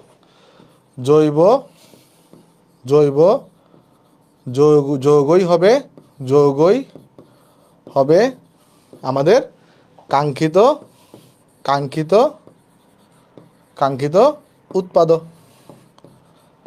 উৎপাদক। এখন দেখো এখানে যদি আমি অ্যাটমিক ইকোনমি বের করতে চাই তাহলে পার্সেন্টেজ অফ অ্যাটমিক ইকোনমি আমার উপরে বসাইতে হবে কাঙ্ক্ষিত উৎপাদের ভর। কাঙ্ক্ষিত উৎপাদ এখানে কোনটা? এখানে দেওয়া আছে CH3COH। এখানে কার্বন আছে কয়টা? 2টা। তাহলে এখানে 2 কার্বন, 2 × 12 হবে, প্লাস হাইড্রোজেন আছে কয়টা? 4টা, 4 হবে। অক্সিজেন আছে 2টা, 2 × 16 হবে। আর যেহেতু পার্সেন্টেজ, এটার সাথে একটা 100% গুণ করে দিব। আর নিচে বসবে মোট উৎপাদের ভর। তাহলে এই জিনিসটাকে পুরো বসাবো। তাহলে 2 × 12, জাস্ট ভেঙে তোমায় করাচ্ছি, যারা তো একসাথে করে ফেলা যায়। এটা প্লাস এখানে কোনটা হবে বলো তো? পানি হচ্ছে কত? 18। দেখো এটা বুঝতে পারছো কিনা? দেখে এটা আনসার রেজাল্ট জানো তোমাকে। এটা কত আসবে?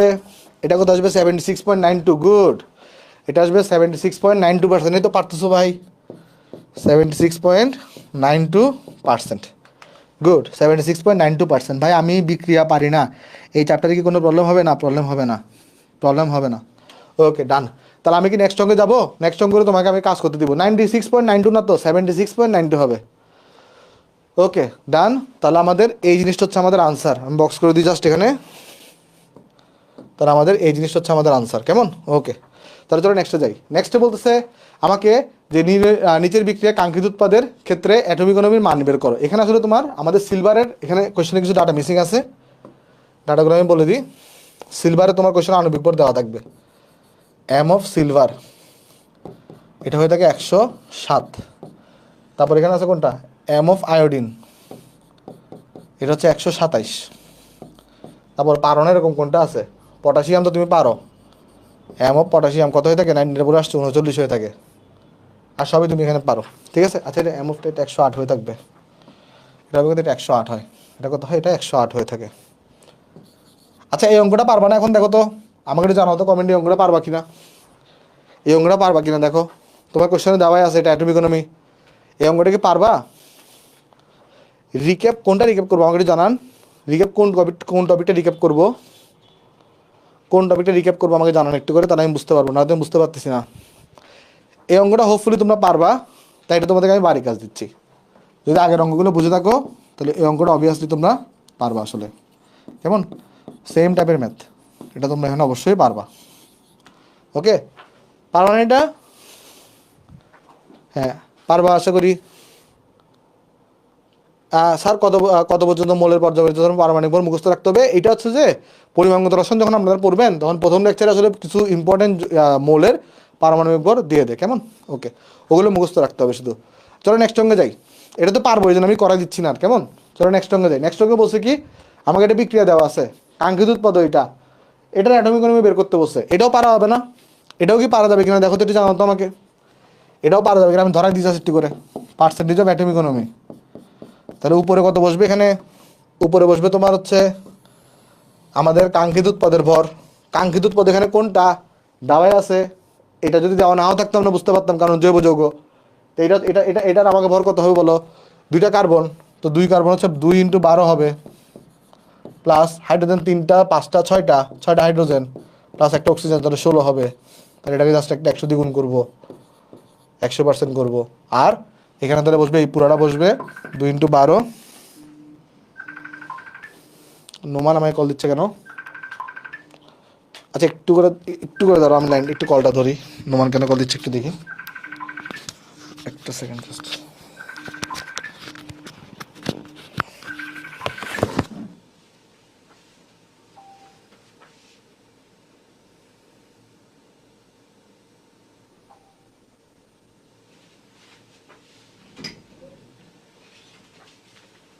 একটু করে ওয়েট করে, কেমন? হ্যাঁ হ্যাঁ নোমান, হ্যাঁ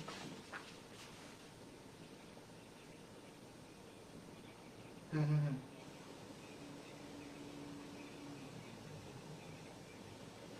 আচ্ছা ঠিক আছে, লাগাচ্ছি।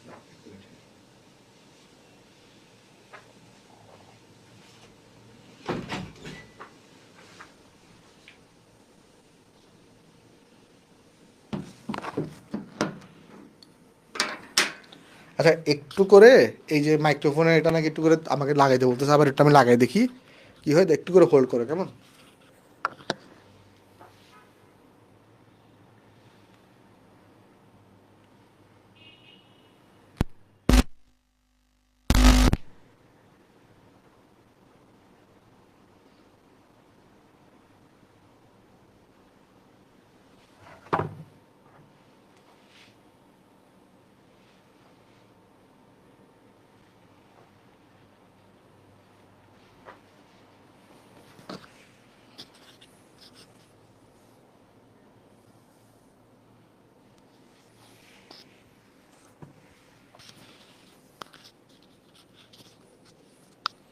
আচ্ছা আমি সেকেন্ড মাইকটা কানেক্ট করে দেখি তো।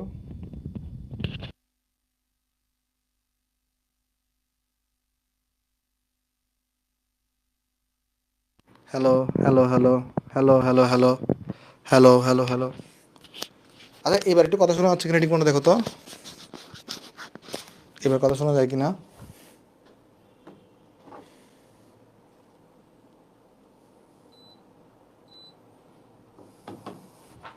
আমি একটু চেক করে দেখি, কেমন? সাউন্ডটা ঠিক আছে কিনা আমি একটু চেক করে দিই কেমন, সাউন্ডটা ঠিক আছে কিনা। হ্যাঁ সাউন্ড ঠিক আছে, সাউন্ড ঠিক আছে, সাউন্ড ঠিক আছে, ওকে ডান। আচ্ছা থ্যাঙ্কস নোমান ভাই। ওকে তাহলে চলো এখানে দেখি, তাহলে এখানে কত বসে দিব আমরা, এখানে 2 × 12 প্লাস 6 প্লাস 16 আর যোগ করবো এখানে আমরা, যোগ করবো কত, এখানে এইচ টু সুপারটা আছে, এইচ টু সুপার অনেক উপরে 98 হয়ে থাকে, তাহলে এখান থেকে তুমি তোমাদের আনসার পেয়ে যাবে না। একটু সব কিছু ঠিক মতো একটু শোনা যাচ্ছে কিনা, শোনা যাচ্ছে বা বোর্ড দেখা যাচ্ছে কিনা একটু করে আমাকে জানাই হতো, তারপর আমরা পুরো দমে ক্লাসটা আবার শুরু করবো। একটু মাইকটা হয়েছে তো, ওকে অল ক্লিয়ার। তাহলে চলো আমরা নেক্সটে চলে যাবো, আসো এই অঙ্ক তোমরা পারবা, নেক্সটে চলে যাই। নেক্সটে এটাও পারবা, এটা আমি করে দেওয়ার কিচ্ছু নাই, এখানে ত্রিবল বন্ড দেখে ভয় পাওয়ার দরকার নেই, মেঘ দেখে করিস না ভয়, এটা আণবিক ভর বের করতে পারবা না, পারবা ইজিলি, 3টা কার্বন 4টা হাইড্রোজেন জাস্ট, এটা পারবা তোমরা এখানে, এটা ভর বের করতে, ঠিক আছে। আচ্ছা আর এগুলো বাকিটা তোমরা এখানে বের করে ফেলবা, বাকিটা এখানে আমরা বের করে ফেলতে পারবো এখানে, কেমন। সো হোপফুলি এই অঙ্কটা আমাদের করতে কোনো প্রবলেম হবে না। জাস্ট একটা করে বলে রাখি, এখানে এখানে যে জিনিসটা ডাটা মিসিং আছে সেটা হচ্ছে এমবিআর, এখানে ব্রোমিনের আণবিক ভরটা দেয় নাই তোমার, ব্রোমিনের এটা কোশ্চেনে দেওয়া থাকবে, এগুলো কোশ্চেনে দেওয়া থাকবে, কেমন। ব্রোমিনের আণবিক ভর তোমার হয়ে থাকে এখানে 80, এগুলো কোশ্চেনে দেওয়া থাকবে, টেনশন নিও না, এগুলো কোশ্চেনেই দেওয়া থাকবে, সেটাও তোমরা পারবা, এটা আমি করে দিচ্ছি না, এটা তোমাদের এখানে বাড়ির কাজ থাকবে, ওকে। সেটা পারবা না, এটা কি পারবা, হ্যাঁ ওকে পারবা, তাহলে চলো নেক্সটে চলে দিয়ে আসো, নেক্সটে চলো এটা করে দিয়ে আসো। এটা আমাকে বলছে কি যে নিচের বিক্রিয়ায় আবার সেম অ্যাটমিক ইকোনমি বের করতে বলছে, আর এটা হচ্ছে আমার কাঙ্ক্ষিত উৎপাদক, আর এটা হচ্ছে আমার বর্জ্য, ঠিক আছে।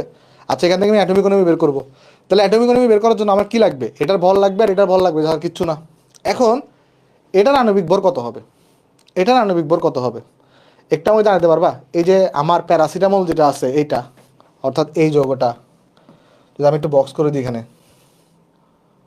অর্থাৎ এই যৌগটা, এটার আণবিক ভর কত হবে আমাকে জানাতে পারবা, এটা কমেন্টে জানাতে, এটার আণবিক ভর কত হবে, এটার আণবিক ভর কত হবে আমাকে জানাতে একটু করে, এটা আণবিক, এটা আমি করে দিব, অবশ্যই করে দিব, এটার আণবিক ভর কত হবে আমাকে জানাতো কমেন্ট একটু করে, এটার আণবিক ভর কত হবে।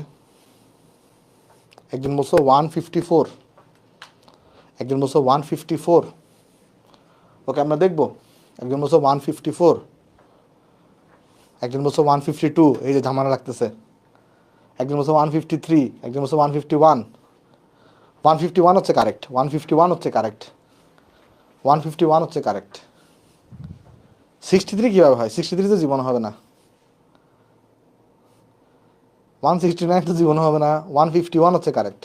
চলো 151 কীভাবে আসে সেটা আমরা দেখার চেষ্টা করি, আসো কেমন।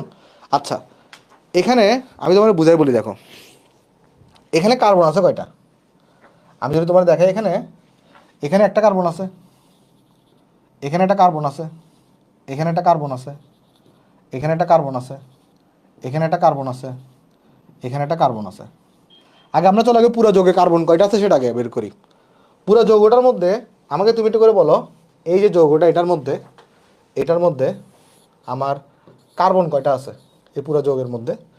এখানে 1 2 3 4 5 6 7 8, 8টা কার্বন আছে, কার্বন আছে কয়টা, 8টা, এটা আমাদের কারো কোনো সন্দেহ নাই।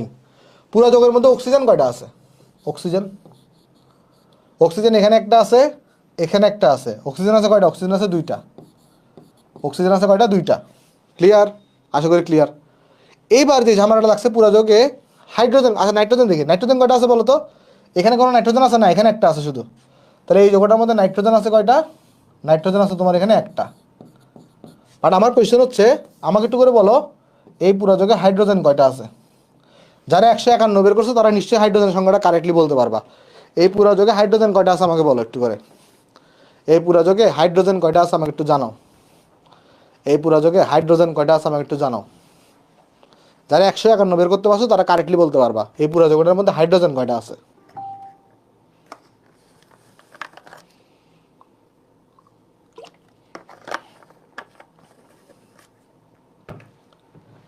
অনেকে নয় বলছো, চলো চেক করার চেষ্টা করে দেখে আসো।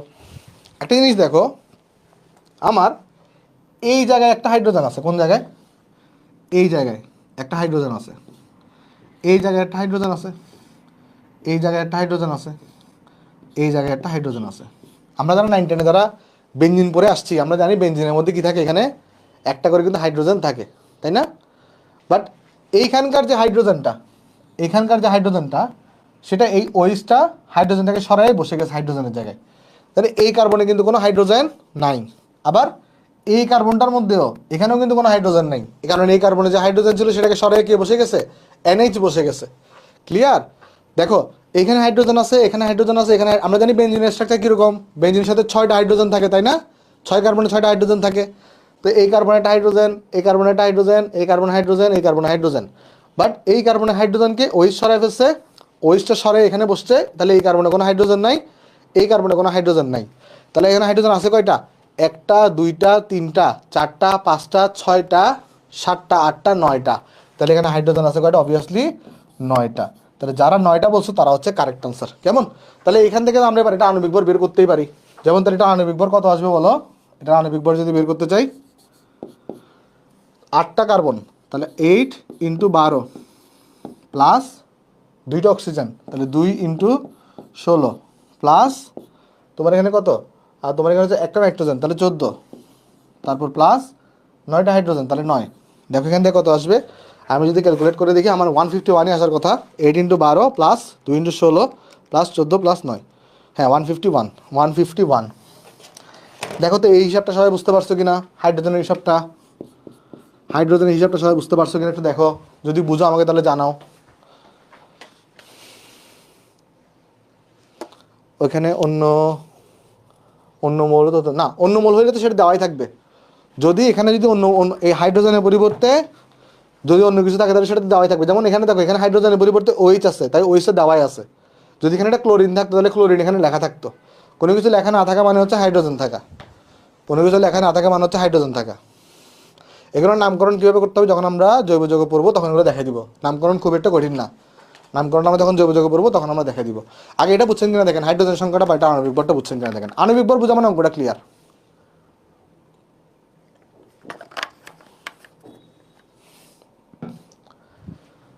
ওকে, সবাই কি বুঝতে পারছেন? জিনিসটা? ওকে, তাহলে এখন দেখেন, এখন এটা আমি বের করতে পারি ইজিলি। যেমন পার্সেন্টেজ অফ অ্যাটম ইকোনমি আমি যদি উপরে এখানে করে দিয়ে আসো, তাহলে পার্সেন্টেজ অফ অ্যাটম ইকোনমি, তাহলে এটা কত আসবে? উপরে বসবে আমাদের কাঙ্ক্ষিত উৎপাদের ভর, উপরে বসবে কাঙ্ক্ষিত উৎপাদের ভর কত? কাঙ্ক্ষিত উৎপাদ তুমি পাইছো হচ্ছে এইটা, এটা ভর বের করছো তুমি 151। এটাকে তাহলে 100 দিয়ে গুণ করবো, আর নিচে থাকবে 151 প্লাস ওই যে CH3COH, তাহলে এখানে 2 কার্বন, তাহলে 2 কার্বন মিলে 24 হবে। CH3COH তাহলে 4টা হাইড্রোজেন, আর 2টা অক্সিজেন মিলে 32 হবে। তাহলে এখান থেকে দেখো কত আনসার আসে। তাহলে আনসারটা কত আসে আমাকে বলো তো? আনসার এখানে কত আসে? 71.5639। একজন বলছে 71.5639, হ্যাঁ এটাই হচ্ছে কারেক্ট আনসার। দেখি বাকিরাও আমাকে জানাও। 71.56%, তাহলে এটা হচ্ছে আমার আনসার এখানে। তাহলে এটা আশা করি সবাই আমরা এখানে বুঝতে পারছি, কারো এখানে এগুলো নিয়ে কোনো আপত্তি বা প্রবলেম নাই। প্রবলেম থাকলে আমাকে জানাতে পারো। দাদা আণবিক ভরটা আরেকবার বুঝিয়ে দেন। আচ্ছা দেখেন, এখানে যেটা হয়েছে আপনার এই যৌগটার মধ্যে কার্বন কয়টা আছে দেখেন, এখানে একটা কার্বন, এখানে কার্বন, এখানে কার্বন, এখানে কার্বন, এখানে কার্বন, এখানে কার্বন, 6 কার্বন, 7 কার্বন 8 কার্বন, তাহলে কার্বন আছে 8টা। অক্সিজেন এখানে একটা আছে, অক্সিজেন এখানে একটা আছে, তাহলে অক্সিজেন আছে 2টা। নাইট্রোজেন শুধু এখানে একটা আছে, নাইট্রোজেন আছে একটা। হাইড্রোজেন কোন জায়গায় আছে দেখেন, এখানে একটা, এখানে একটা, এখানে একটা, এখানে একটা, এখানে একটা, এই জায়গায় এবং এই জায়গায় হাইড্রোজেন নাই। কেন নাই? কারণ এখানকার হাইড্রোজেনটাকে কে সরাইছে? OH সরাইছে। এখানকার হাইড্রোজেনটাকে কে সরাইছে? NH সরাইছে। ঠিক আছে? আচ্ছা দেন, তাহলে হাইড্রোজেন কয়টা? 1টা 2টা 3টা 4টা 5টা 6টা, এখানে 3টা 9টা, টোটাল হাইড্রোজেন 9টা। এইভাবে করে বের করছি। ওকে, আশা করি সবার কাছে ক্লিয়ার। চলেন আমরা নেক্সট অঙ্কে চলে যাই। আসো দেখো তো ভাই এবারে অঙ্কটা পারবা কিনা, দেখো এই অঙ্কটা জাস্ট আমি কিচ্ছু করাবো না, জাস্ট আমাকে একটু করে এটা বলো আগে যে এটার আণবিক ভর কত হবে। জাস্ট এই প্রশ্নের উত্তর দাও, আর কিছুই লাগবে না। জাস্ট আমাকে বলো এটার আণবিক ভর কত হবে। এটার আণবিক ভর কত হবে আমাকে জানাও। 94, হ্যাঁ 94 হবে। এটার আণবিক ভর কত হবে? 94 হবে। কেমনে দেখো, তোমার এখানে আমাদের কার্বন কয় জায়গায় আছে? এখানে একটা কার্বন আছে, এখানে একটা কার্বন আছে, এখানে একটা কার্বন আছে, এখানে একটা কার্বন আছে, এখানে একটা কার্বন আছে, এখানে একটা কার্বন আছে। তাহলে এই যৌগের মধ্যে কার্বন আছে 6টা। তাহলে যখন আমি এখানে এটার আণবিক ভর বের করতে যাব তখন এখানে আসবে 6 টাইমস 12। তারপরে এই জায়গায় একটা হাইড্রোজেন আছে, এই জায়গায় একটা হাইড্রোজেন আছে, এই জায়গায় হাইড্রোজেন আছে, এই জায়গায় হাইড্রোজেন আছে, এই জায়গায় হাইড্রোজেন আছে। এই জায়গায় কোনো হাইড্রোজেন নাই, কারণ এই জায়গার হাইড্রোজেনকে সরাইছে OH। তাহলে হাইড্রোজেন আছে 1 2 3 4 5, এখানে একটা হাইড্রোজেন, তাহলে 6টা হাইড্রোজেন আছে। আর অক্সিজেন আছে একটা, তাহলে 16। তাহলে 6 12 72 78, 78 16 যোগ করলে কত হয় থাকে? 84 94। হ্যাঁ 94 হচ্ছে আনসার এখানে। তো বাকিটা তুমি পারবা, বাকিটা এখানে তো ইজি একদম। এখন তুমি যদি এখানে পার্সেন্টেজ অফ অ্যাটমিক ইকোনমি বের করো, তাহলে আমাকে বলো পার্সেন্টেজ অফ অ্যাটমিক ইকোনমি, এটা তুমি যদি বের করো এখানে, তাহলে কত আসবে এখানে? তাহলে উপরে বসবে কত? উপরে বসবে তোমার 94, নিচে বসবে তোমার 94। সোডিয়াম হয়ে থাকে 23, ক্লোরিন হয়ে থাকে তোমার 35.5, আর এখানে বসাবো তুমি 100%। শেষ। তাহলে এখানে আনসার কত আসবে আমাকে জানাও। তারপর আমাদের অ্যাটমিক ইকোনমির ম্যাথ শেষ। 61.64, 61.64%। ওকে ডান, 61.64। তোমরা যেটা বলছো সেটাই বিলিভ করে দিচ্ছি, এটাই কারেক্ট আনসার, ভুল করিও না। ওকে ডান। হ্যাঁ, আশা করি সবাই বুঝতে পারছি আমরা এখানে। তাহলে দেখো এটা ক্লিয়ার কিনা, এটা ক্লিয়ার কিনা আমাকে জানাও। এটা ক্লিয়ার কিনা আমাকে জানাতে পারো।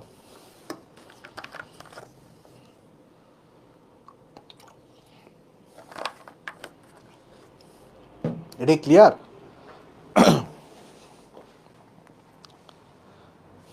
হ্যাঁ, এবার চলো তোমাকে আমি একটা স্পেশাল বিক্রিয়া দেখে আসো। এটাতে পারবা, এটা আমি করে দেওয়ার কিছু নাই।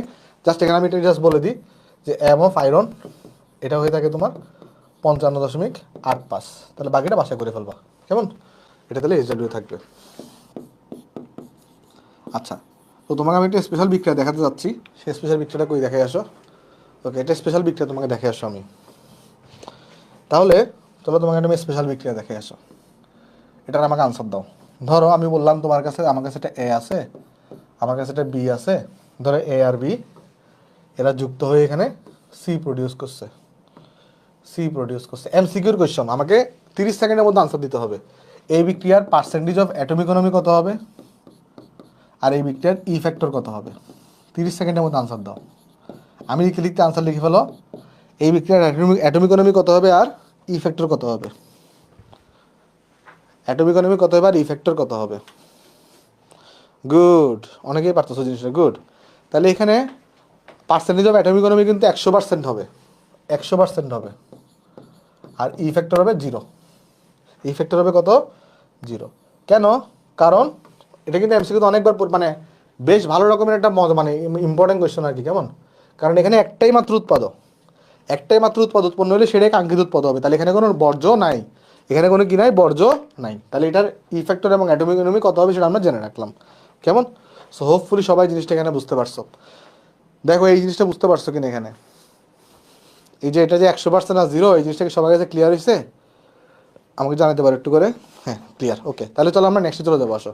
তো নেক্সটে আমরা যেখানে বলছি তোমার গ্রিন কেমিস্ট্রির যে 12টা নীতিমালা আছে, সেই 12টা নীতিমালাকে এখানে জাস্ট সংঘবদ্ধ করে সিরিয়ালি দেখানো হয়েছে। এগুলো তোমাদের বইতেও আছে, সো তুমি বই থেকে পড়লেও পারো। একটাবার এখানে রাখা হয়েছে কেন?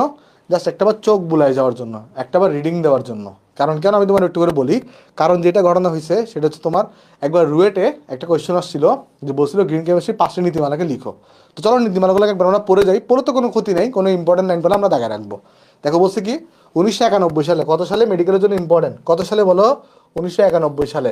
1991 সালে আমাদের যুক্তরাষ্ট্রে ওনারা 12টা নীতিমালা দিছে। নিরাপদ ও পরিমিত মাত্রায় বিক্রিয়ক ব্যবহার করতে হবে, বিষক্রিয়া মুক্ত পদার্থ নিতে হবে, আমাদের এখানে এমন দ্রাবক এবং সহায়ক রাসায়নিক দ্রব্যাদি ব্যবহার করতে হবে, বর্জ্য উৎপন্ন হলে সেই বর্জ্য উৎপন্নকে প্রতিহত করার ব্যবস্থা নিতে হবে, নিরাপদ এবং নবায়নযোগ্য দ্রব্য উৎপাদন নিশ্চিত করতে হবে। ওকে, তারপরে এখানে যে নীতিমালাগুলো লিখছে একটু করে আমরা এটা দেখবো জিনিসটা। আচ্ছা, এখানে বলছে কি প্রক্রিয়া উপজাত, তার মানে এখানে তোমার হচ্ছে মানে আমাদের যে বর্জ্যগুলা সেটা সৃষ্টিটা পরিহার করতে হবে, কেমন? ওকে, তারপরে এখানে জাস্ট নীতিমালাগুলো এখানে দিয়ে দিচ্ছে। আর এখানে এই জিনিসটা মেডিকেলের জন্য পড়তে পারো, এইটা মেডিকেলের এমসিকিউর জন্য পড়তে পারো। এই জিনিসটা কোন জিনিসটা আমি বলি, এই জিনিসটা জাস্ট মেডিকেল মেডিকেল এমসিকিউর জন্য পড়ে রাখতে পারো।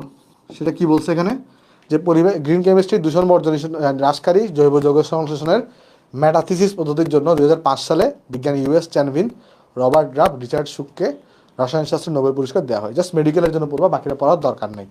কে কি বলছে এখানে, গ্রিন কেমিস্ট্রি নীতিগুলো কি মুখস্থ করতে হবে কিনা, যেহেতু রুয়েটে আসছে তাই একবার একটু মুখস্থ করতেই হবে। রুয়েটে তুমি দেখবে, রুয়েটে কিন্তু একবার আসছে, আমি তোমাকে দেখাই। আচ্ছা রুয়েটে তো দেখাবোই, রুয়েটটা কি এখানে আছে, দাঁড়াও আমি দেখাই তোমাকে রুয়েটটা কোথায় আছে একটু দেখাই। এই যে দেখো এই কোয়েশনটা রুয়েটে আসছিল, এই কোয়েশনটা রুয়েটে আসছিল, আমি সাল লিখতে বলে গেছি এখানে। এই কোয়েশনটা রুয়েটে আসছিল, যে জিজ্ঞেস করছিল গ্রিন কেমিস্ট্রির মূল লক্ষ্য কি, আর এর পাঁচটা নীতিমালা উল্লেখ করো। তো এখানে মূল লক্ষ্যটা এখানে লিখে দেওয়া হয়েছে, আর নীতিমালাগুলো এখানে লিখে দেওয়া আছে। 5টা নীতিমালা, ওই 12টা থেকে 5টাকে জাস্ট লিখে দিচ্ছি এখানে, কেমন? ওকে, তাহলে চলো এখানে চলে যাই আমরা। হ্যাঁ, এবার চলো নেক্সট যে আলোচনায় যাবো আমরা গ্রিন কেমিস্ট্রি। তাহলে এই জিনিসটা কিন্তু তোমার এখানে মানে নিজেরা একবার নোট করতে পারো, কেমন? বাট এগুলো হচ্ছে যে জাস্ট একটাবার রিডিং দিয়ে যাবো আর কি। ওকে, তাহলে চলো এখানে যাই আসো। এখন এখানে একটা জিনিস আছে সেটাকে আমরা বলি এমএসডিএস। এইটাও খুব বেশি ইম্পর্টেন্ট কিছু না, খুব বেশি ইম্পর্টেন্ট কিছু না, জাস্ট রাখছি কেন বইতে আছে এই জন্য একটু করে দেওয়া এগুলো, কেমন? এগুলোতে গাদা গাদা মুখস্থ করতে হবে, নোট করতে হবে, ব্যাপারটা এমন না। স্লাইড থেকে তুমি জাস্ট একটাবার রিডিং করে দাও। দেখো তুমি নোট কোনটা করবা, আমি তোমার দেখাই তুমি নোট কোনটা করবা। তুমি নোট করতে পারো এখানে এই যে যা যা পড়েছি তা নোট করতে পারো, এগুলো নোট করতে পারো। এখানের মধ্যে 12টার মধ্যে তুমি 5টাকে নোট করে রাখো, কারণ ইঞ্জিনিয়ারিং পরীক্ষায় জীবনেও তোমাকে 12টা লিখতে দিবে না, হাইস্ট থেকে হাইস্ট 5টা লিখতে দিবে, তুমি 5টাকে তাহলে মুখস্থ করে ফেলো, কেমন? আর এমএসডিএস এটা নোট করার দরকার নেই, এখান থেকে কোনটা মনে রাখবা, জাস্ট মনে রাখবা এমএসডিএস এর পূর্ণরূপ। কি মনে রাখবা? এমএসডিএস এর পূর্ণরূপ ম্যাটেরিয়াল সেফটি ডাটা শিট। মানে অ্যাকচুয়ালি যেটা হয় যে কোনো একটা যখন ধরো কেমিক্যাল প্রস্তুতকারী যখন প্রতিষ্ঠান থাকে, তো সেই কেমিক্যাল প্রস্তুতকারী প্রতিষ্ঠানটা যখন কোনো কেমিক্যাল তৈরি করে তাদের কাছে একটা এমএসডিএস রাখতে হয়। সেই কেমিক্যালটা কত মানে কয় তারিখ উৎপাদিত হয়েছে, কোন কোন কাজে ব্যবহৃত হচ্ছে, সেই কেমিক্যালের বৈশিষ্ট্য কী, সেগুলো একটা ডাটা শিটের মধ্যে রাখা হয়, যেটাকে বলা হয় MSDS, material safety data sheet. একটাবার জাস্ট রিডিং করে নিও, এগুলো নোট করার দরকার নেই, কেমন? দেখো এই জিনিসটা এতগুলো এতক্ষণ যা যা বলছি এগুলো বুঝতে পারছো কিনা। এরপর আমরা আমাদের নেক্সট আলোচনায় চলে যাব। দেখো জিনিসগুলো এখানে বোঝা গেছে কিনা, এগুলো নোট করার দরকার নেই, কেমন?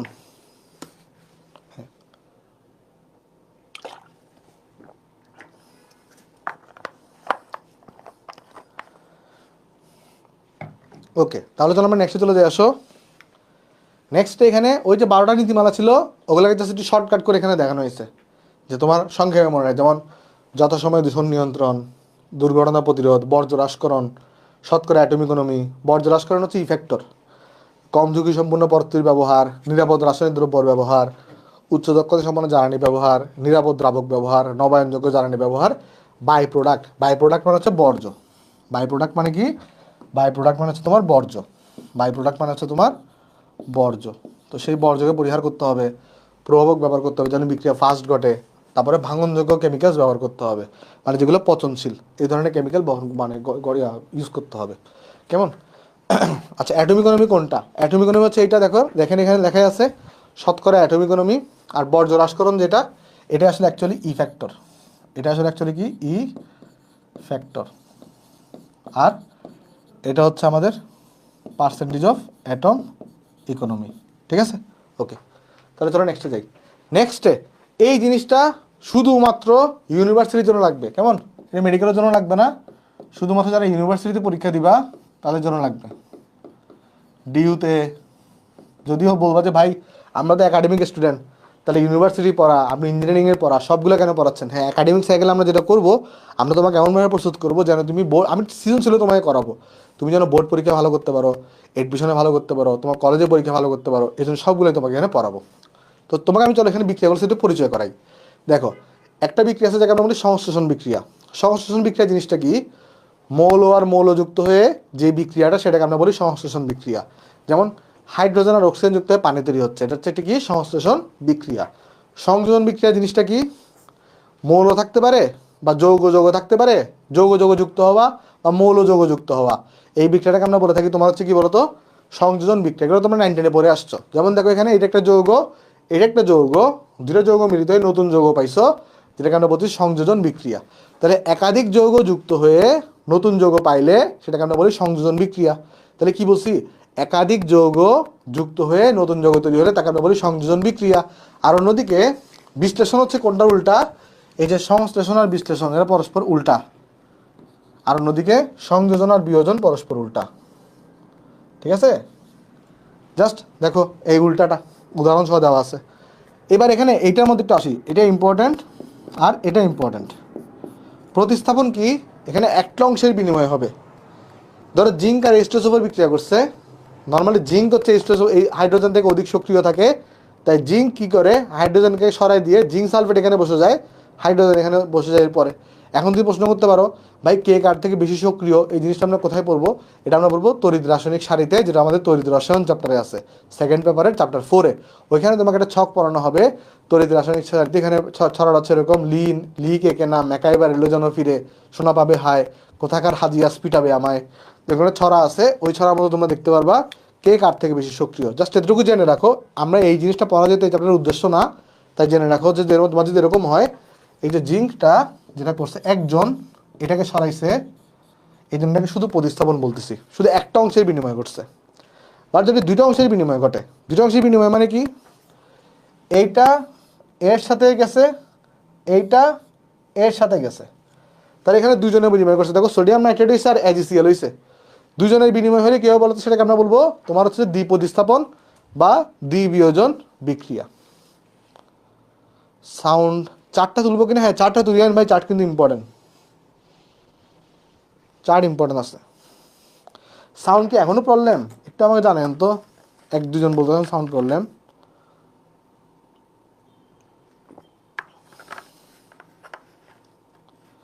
না ক্লিয়ার আছে বলতেছে তো, একটু ঠকঠকাতে শব্দ হইতে পারে, এটা দেখতে হবে রিজনটা কি, আজকে একটু মানায় নেন, এটা চেক করতে হবে সাউন্ডটা আসলে প্রবলেমটা কি।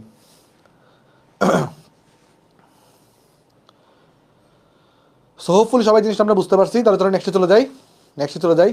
এখানে আরও কিছু বিক্রিয়ার উদাহরণ দিছে। প্রশমন বিক্রিয়া তোমরা সবাই জানো, অ্যাসিড আর ক্ষার বিক্রিয়া করে যে বিক্রিয়াটাই তাকে আমরা প্রশমন বিক্রিয়া বলি। পানি যোজন বিক্রিয়া, দহন বিক্রিয়া, স্বতঃস্ফূর্ত বিক্রিয়া, এগুলো যে একটু রিডিং পড়ে নিও, এগুলো তোমরা 9 10-এও পড়ে আসছো। চলো নেক্সটে যাই। নেক্সটে এখন যে টপিকটা নিয়ে আলোচনা হবে আমাদের গ্রিন হাউস গ্যাস নিয়ে, কেমন? তো আমাদের এই পর্যন্ত পৃথিবীতে প্রায় 30 প্রকার গ্রিন হাউস গ্যাসের অস্তিত্ব পাওয়া গেছে। তার মধ্যে যে মেইনগুলো ইম্পর্টেন্টগুলো সেগুলোকে এখানে দেখানো হয়েছে।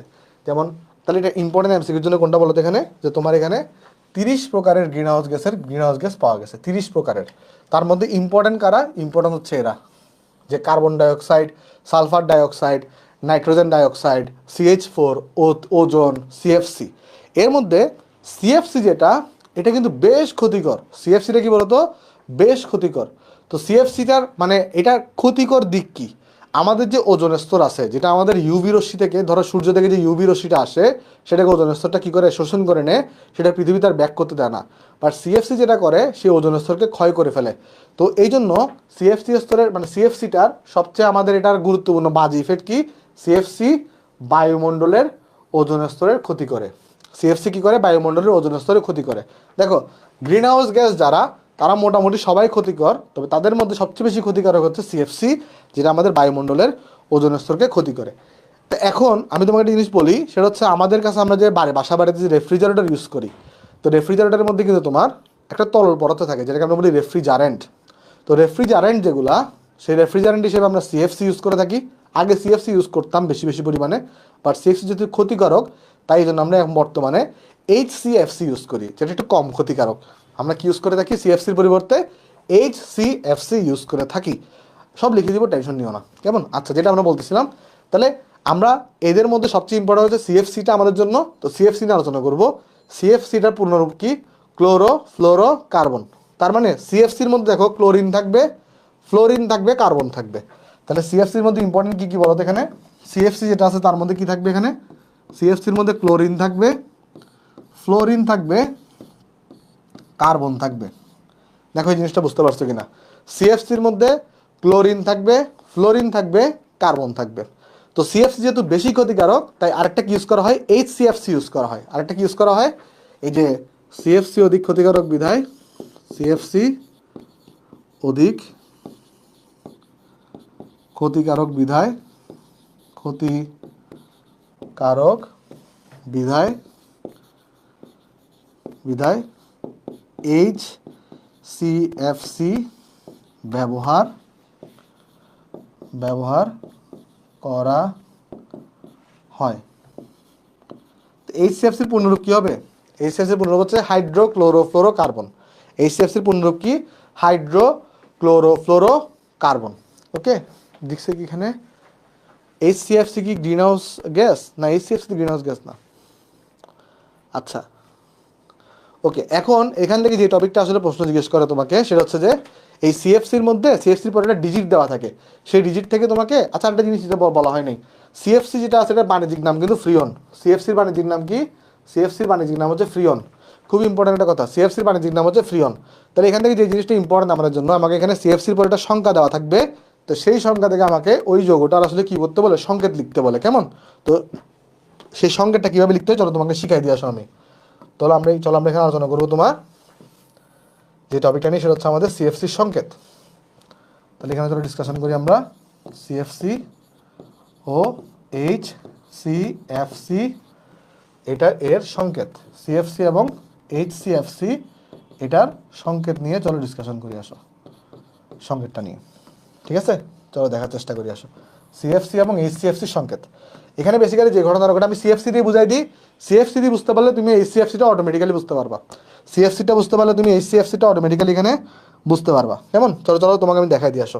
এখানে বেসিক্যালি যে ঘটনাটা ঘটে তোমাদের এখানে, এই সিএফসি যদি আমরা নিই, এরপর এখানে একটা ডিজিট থাকে, তো এই ডিজিট থেকে আমাকে কি বের করতে বলে? এই ডিজিট থেকে আমাকে সিএফসি আমাকে সংকেতটা এখানে বের করতে বলে। কি লিখছে? আচ্ছা দেখো, আচ্ছা যেমনটা বলতেছিলাম আমাদের আলোচনার বিষয় এখন সিএফসি এবং এইচসিএফসির সংকেত আমাকে বের করতে হবে।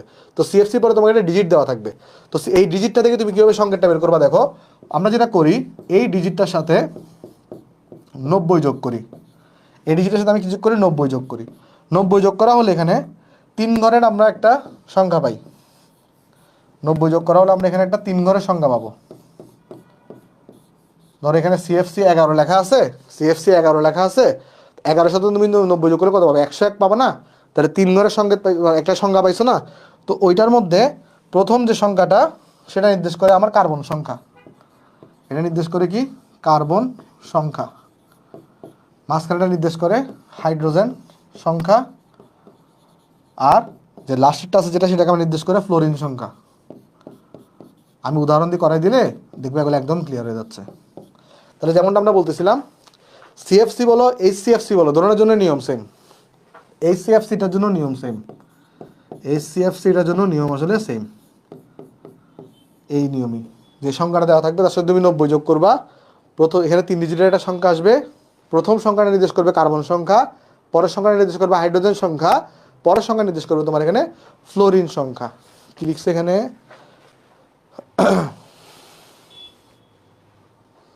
হ্যাঁ ওকে, তাহলে ওকে ওকে হ্যাঁ দেখো, তাহলে যেমনটা আমরা বলতেছিলাম, তাহলে আমরা একটু এই জিনিসটা আমরা একটু স্ক্রিনশট তুলে নিই, তাহলে আমরা কিছু সংকেত যদি দেখি তাহলে আমাদের এগুলো একদম ক্লিয়ার হয়ে যাবে। তাহলে সংকেত আমরা কীভাবে করবো? সিএল কই যাবে সেটা দেখাই দিব, টেনশন নিও না।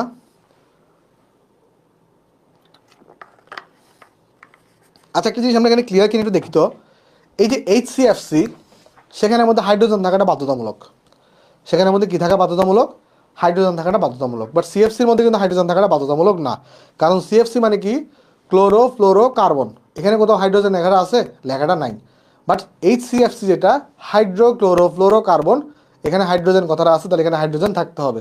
অনেক সময় জিজ্ঞেস করে নিচের কোনটি এইচসিএফসির সংকেত, তো তুমি যদি দেখো যে অপশনে এইচ নাই, তাহলে এইচসিএফসির সংকেত হবে না। ক্লিয়ার? ওকে, তাহলে চলো আমরা কিছু সংকেত দেখি, সংকেত দেখলে আমাদের আইডিয়াটা আরও ক্লিয়ার হবে। এখানে কী দেওয়া আছে? হ্যাঁ চলো আমি তোমাকে কিছু এখানে সংকেত দেখা দিয়ে আসো। ধরো অ্যাট ফার্স্ট আমরা এখানে তোমার ফ্রিয়ন 11 দেখব, যে সিএফসি 11 বা ফ্রিয়ন 11 এটার সংকেত কীরকম হয় চলো দেখার চেষ্টা করি আসো। কেমন? সিএফসি 11 বা ফ্রিয়ন 11 এটার সংকেত কীরকম হয় চলো দেখার চেষ্টা করি আসো। ওকে দেখো এখানে কি লেখা আছে বলো? 11 লেখা আছে না? তাহলে এখানে যদি 11 লেখা থাকে, আচ্ছা বুঝেন নাই? কোনটা বুঝেন না আমি বলি। এখানে জিনিসটা দেখেন, এখানে মেনলি সিএফসি বা এইচসিএফসি বলেন, এখানে একটা সংখ্যা লেখা থাকবে, তো সেই সংখ্যা থেকে আপনাকে সংকেত লিখতে বলবে। আপনারা যেটা করবেন সেই সংখ্যাটার সাথে 90 যোগ করবেন, তাহলে এটা তিন ডিজিটের একটা সংখ্যা পাবেন।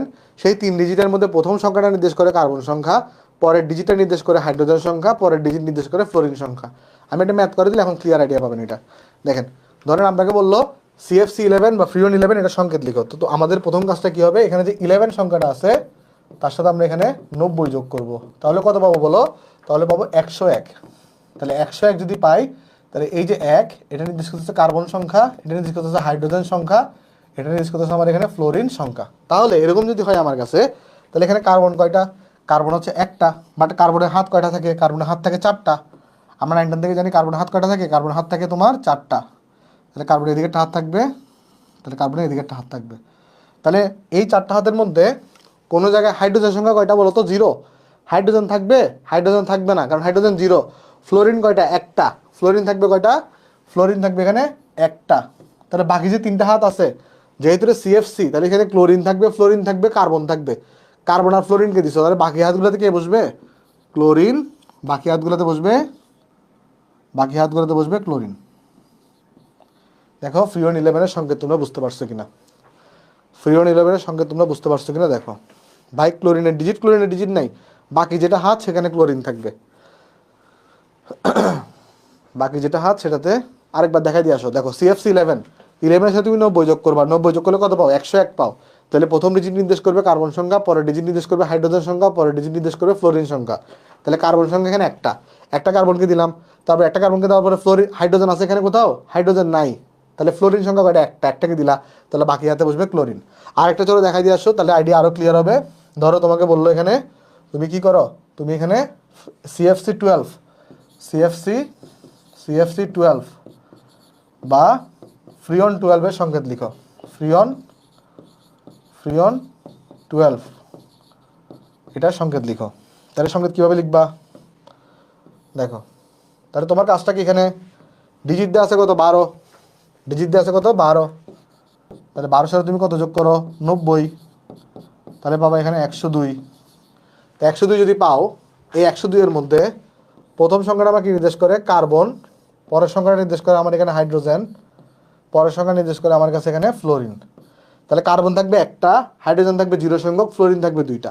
তাহলে কার্বন অ্যাট ফার্স্ট আমি একটা দিয়ে দিব, কার্বন এখানে আমি একটা দিয়ে দিব। তাহলে এখানে হাত থাকবে 4টা, এখানে একটা হাত, তারপর আমাদের এখানে একটা হাত, তারপর এখানে একটা হাত, তারপর তোমার এখানে একটা হাত। তাহলে সেই 4টা হাতের মধ্যে এখানে আবার তোমার হাইড্রোজেন থাকবে 0, হাইড্রোজেন থাকবে না, বাট ফ্লোরিন থাকবে 2টা। তাহলে এখানে একটা ফ্লোরিন দিব, আর এখানে একটা ফ্লোরিন দিব, আর এখানে একটা ক্লোরিনকে দিব, আর এখানে একটা আমি ক্লোরিনকে দিয়ে দিব। কেমন? সো হোপফুলি সবাই জিনিসটা আমরা এখানে বুঝতে পারছি। তাহলে দেখো তো এর সংখ্যাটা বুঝতে পারছো কিনা। CFC35 কি হবে চেক করে দেখে আসো, CFC35 চেক করে দেখে আসো, CFC35 হয় কিনা, আগে এই জিনিসটা ক্লিয়ার কিনা দেখো।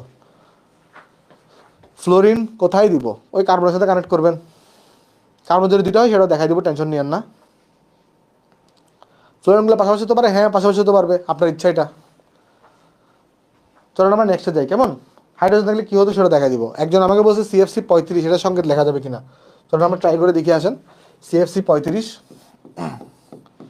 CFC35, তো এর সাথে যদি আপনি কী যোগ করেন, এই যে CFC35 এর সংকেত আমরা লিখবো CFC35 বা ফ্রিওন 35। আসলে এটাকে CFC বলা যাবে কিনা সেটাও আমরা দেখে আসো।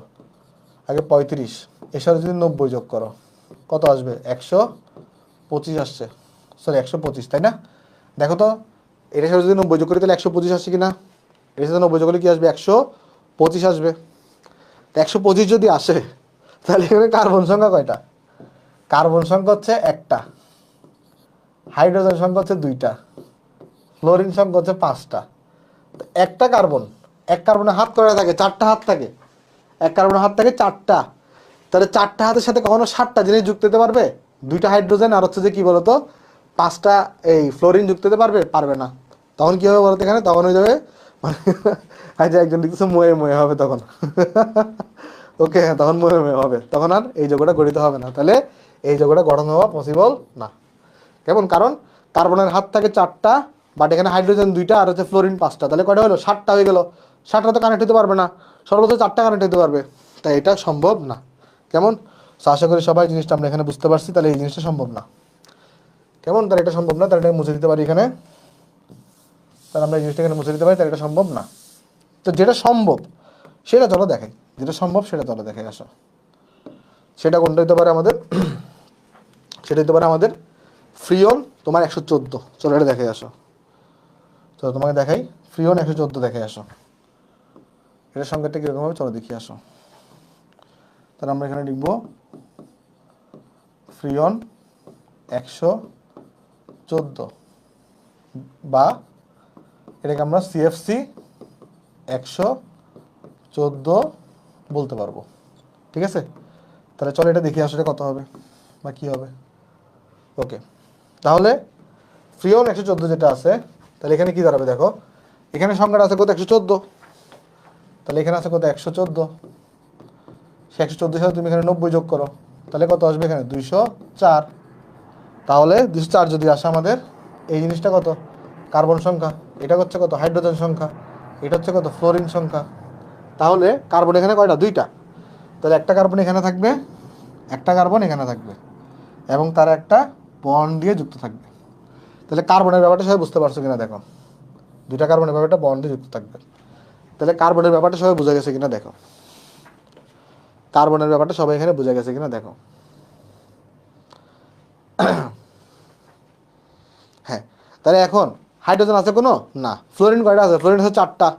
তাহলে তুমি একটা জিনিস দেখো, প্রতিটা কার্বনের আরও 3টা করে হাত ফাঁকা, প্রতিটা কার্বনের আরও 3টা করে হাত ফাঁকা, রাইট, প্রতিটা কার্বনের আরও 3টা করে হাত ফাঁকা, প্রতিটা কার্বনের আরও 3টা করে হাত ফাঁকা।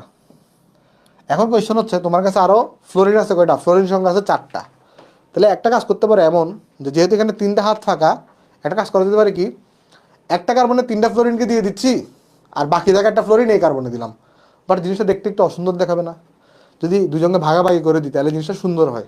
তাহলে যেটা হবে, 4টা যেহেতু এখানে ফ্লোরিন আছে, তাহলে 2টা ফ্লোরিনকে আমি এখানে দিব আর 2টা ফ্লোরিনকে আমি এখানে দিব।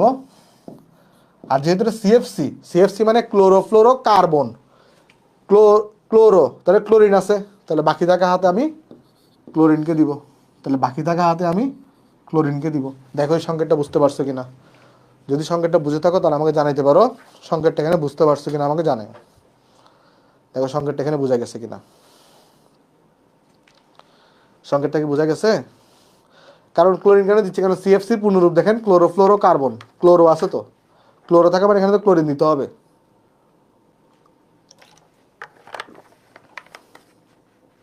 ক্লোরোফ্লোরো কার্বন 90 কেন অ্যাড করবো, এটা একটা টেকনিক আর কি, একটা বুঝছেন, এটা টেকনিক, 90 অ্যাড করা হচ্ছে টেকনিক একটা। ওকে, জিনিসটা দেখেন তো ক্লিয়ার কিনা, জিনিসটা আশা করি ক্লিয়ার। এবার স্যার একটা দেখে আসো, ধরো আমাকে বললো যে আমি এখানে একটা কম্পোনেন্টকে নিলাম আর এখানে আছে 124, এখানে কি আছে 124 আছে, কথা বুঝিও। তাহলে আমি এখানে জানি না এখানে কি সিএফসি আছে নাকি এইচসিএফসি আছে, আমাকে কোয়েশ্চন এটাই বের করতে বলছে, এটা কি সিএফসি হবে নাকি এইচসিএফসি হবে। কীভাবে চেক করবো, চলো চেক করার অপশন দেখে আসো। এখানে আমার কাছে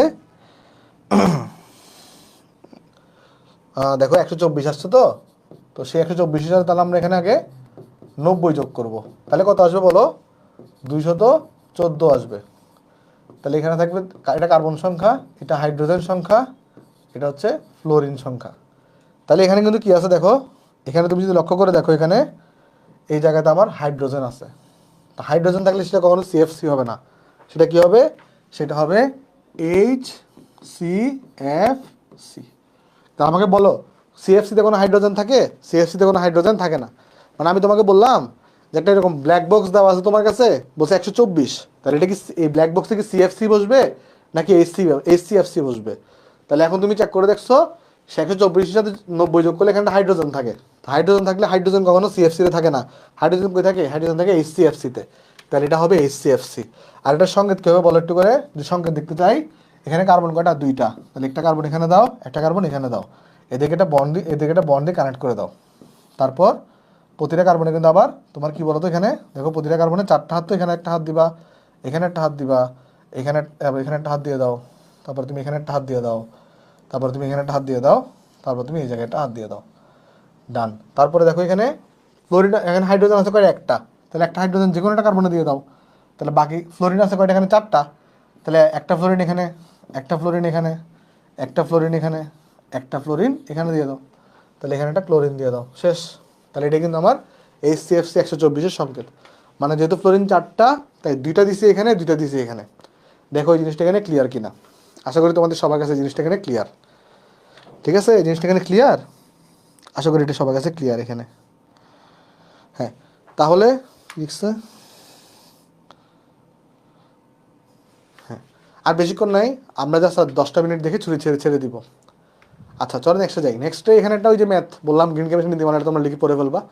এখন চলো আমি তোমাকে জাস্ট দু একটা জিনিস দেখাই দিয়ে আমরা ছেড়ে দিব আজকে লেকচারটা, কেমন? সহজ সহজ কিছু টপিক পরে ছেড়ে দিচ্ছি। দেখো, একমুখী এবং উপমুখী বিক্রিয়া, তো আমরা সবাই পড়ে আসছি আমাদের বিক্রিয়ার দিকের উপর ভিত্তি করে বিক্রিয়াকে কয় ভাগে ভাগ করা যায়। 9 থেকে আমরা পড়ে আসছি 2 ভাগে ভাগ করা যায়। একটা হচ্ছে আমাদের একমুখী বিক্রিয়া, একটা হচ্ছে আমাদের উপমুখী বিক্রিয়া। উপমুখী বিক্রিয়া জিনিসটা কি? যে বিক্রিয়া সম্মুখ এবং পশ্চাৎ উভয় দিকে একই সাথে ঘটতে থাকে তাকে আমরা বলে থাকি উপমুখী বিক্রিয়া, তাই না? তাদেরকে আমরা কি করি বলতো? তাদেরকে আমরা ডাবল এরো চিহ্ন দিয়ে প্রকাশ করে থাকি। কেমন? বলছে কি, যে বিক্রিয়া একই সাথে সম্মুখ ও পশ্চাৎ উভয় দিকে সংঘটিত হয় এবং বিক্রিয়ক এবং উৎপাদক উভয়ের উপস্থিতিতে সাম্যাবস্থায় উপনীত হয়। উপমুখী বিক্রিয়াতে কিন্তু কি ঘটে? একটা সাম্যাবস্থা ঘটে, তাকে আমরা কি বলে থাকি? উপমুখী বিক্রিয়া বলে থাকি। আচ্ছা, তো উপমুখী বিক্রিয়ার বৈশিষ্ট্যগুলো কি? বিক্রিয়াগুলো উভয় দিক থেকে শুরু করা যায়। মানে তুমি চাইলে ধরো সাপোজ আমি বললাম এখানে ধরো একটা বিক্রিয়া লিখলাম, এ আর বি এরা যুক্ত হয়ে এরা একটা উপমুখী বিক্রিয়া। উপমুখী বিক্রিয়াকে আমরা ডাবল এরো চিহ্ন দিয়ে প্রকাশ করি। এভাবে একটা ডাবল এরো চিহ্ন দিয়ে প্রকাশ করি। ধরো এখান থেকে কি তৈরি হলো? সি আর ডি তৈরি হলো। দেখুন, এটা বিক্রিয়ক, এটা উৎপাদক হিসেবে চিন্তা করতে পারো, বা যদি তুমি বিক্রিয়াটাকে পিছন দিকে আগাইতে চাও ওইটাকে বিক্রিয়ক আর এটাকে উৎপাদক হিসেবে চিন্তা করতে পারো। তখন মানে একটা আমাদের উপমুখী বিক্রিয়ার বৈশিষ্ট্য হচ্ছে বিক্রিয়াগুলো উভয় দিক থেকে শুরু করা যায়। আর এই বিক্রিয়াগুলো কখনো কি হয় না? সম্পূর্ণরূপে শেষ হয় না। কারণ কেন? কারণ এই বিক্রিয়াগুলো একসময় সাম্যাবস্থায় উপনীত হবে। সাম্যাবস্থায় উপনীত হলে কি হয়? দুইটা বিক্রিয়া সমান হারে চলতে থাকবে। যেমন এখানে দেখো, এখানে এ প্লাস বি থেকে যদি সি প্লাস ডিতে কনভার্ট হয় সেটাকে আমরা বলে থাকি সম্মুখমুখী বিক্রিয়া। আর সি প্লাস ডি থেকে যদি এ প্লাস বিতে কনভার্ট হয় সেটাকে আমরা বলি পশ্চাৎমুখী বিক্রিয়া।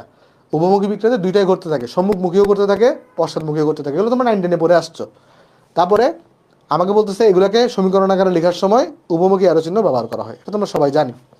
আচ্ছা, এরপর এখানে একটা ইম্পর্টেন্ট টার্ম আছে, সেটা কি বলছে দেখো, বিক্রিয়াকে যেদিক থেকেই শুরু করা হোক না কেন শুধুমাত্র একটা নির্দিষ্ট অবস্থাতে পৌঁছালেই তোমার বিক্রিয়াটা সাম্যাবস্থা অর্জিত হবে।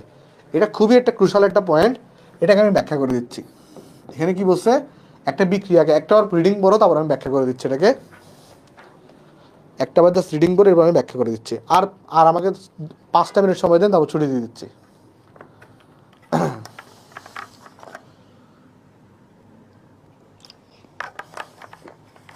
একটা বার জাস্ট রিডিং পড়ে দেখো, এটা আমি ব্যাখ্যা করে দিচ্ছি। চলো ব্যাখ্যা করে দিয়ে আসো। ব্যাপারটা হচ্ছে এরকম, আমি একটা বিক্রিয়া দিয়ে ব্যাখ্যা করি।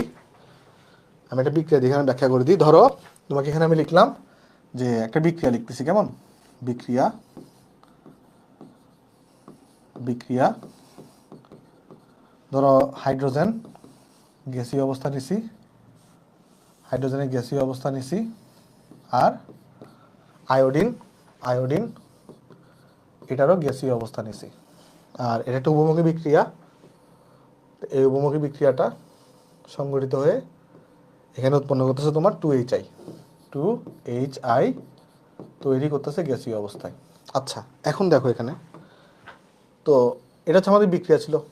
এখন বিক্রিয়ার শুরুতে যদি আমি চিন্তা করি, একদম স্টার্টিংয়ে কি হয়? শুরুতে একটা বিক্রিয়ার শুরুতে কোনো ধরনের উৎপাদক থাকে নর্মালি। মানে তুমি যখন একটা বিক্রিয়াকে শুরু করো তখন তো তোমার কাছে শুধু বিক্রিয়কগুলোই থাকে, তোমার কাছে কোনো উৎপাদক থাকে না। তোমার কাছে কোনো উৎপাদক থাকে না একদম স্টার্টিংয়ে। তাহলে একদম স্টার্টিংয়ে তোমার উৎপাদক থাকবে 0%, বাট বিক্রিয়কগুলো কত করে থাকে? বিক্রিয়ক থাকে 100%। বিক্রিয়ক থাকে কত পার্সেন্ট? 100%। মানে বিক্রিয়কগুলো একদম ফুল অ্যামাউন্টটা থাকে বিক্রিয়কগুলো নর্মালি। আর উৎপাদক থাকে না, উৎপাদক থাকে 0%।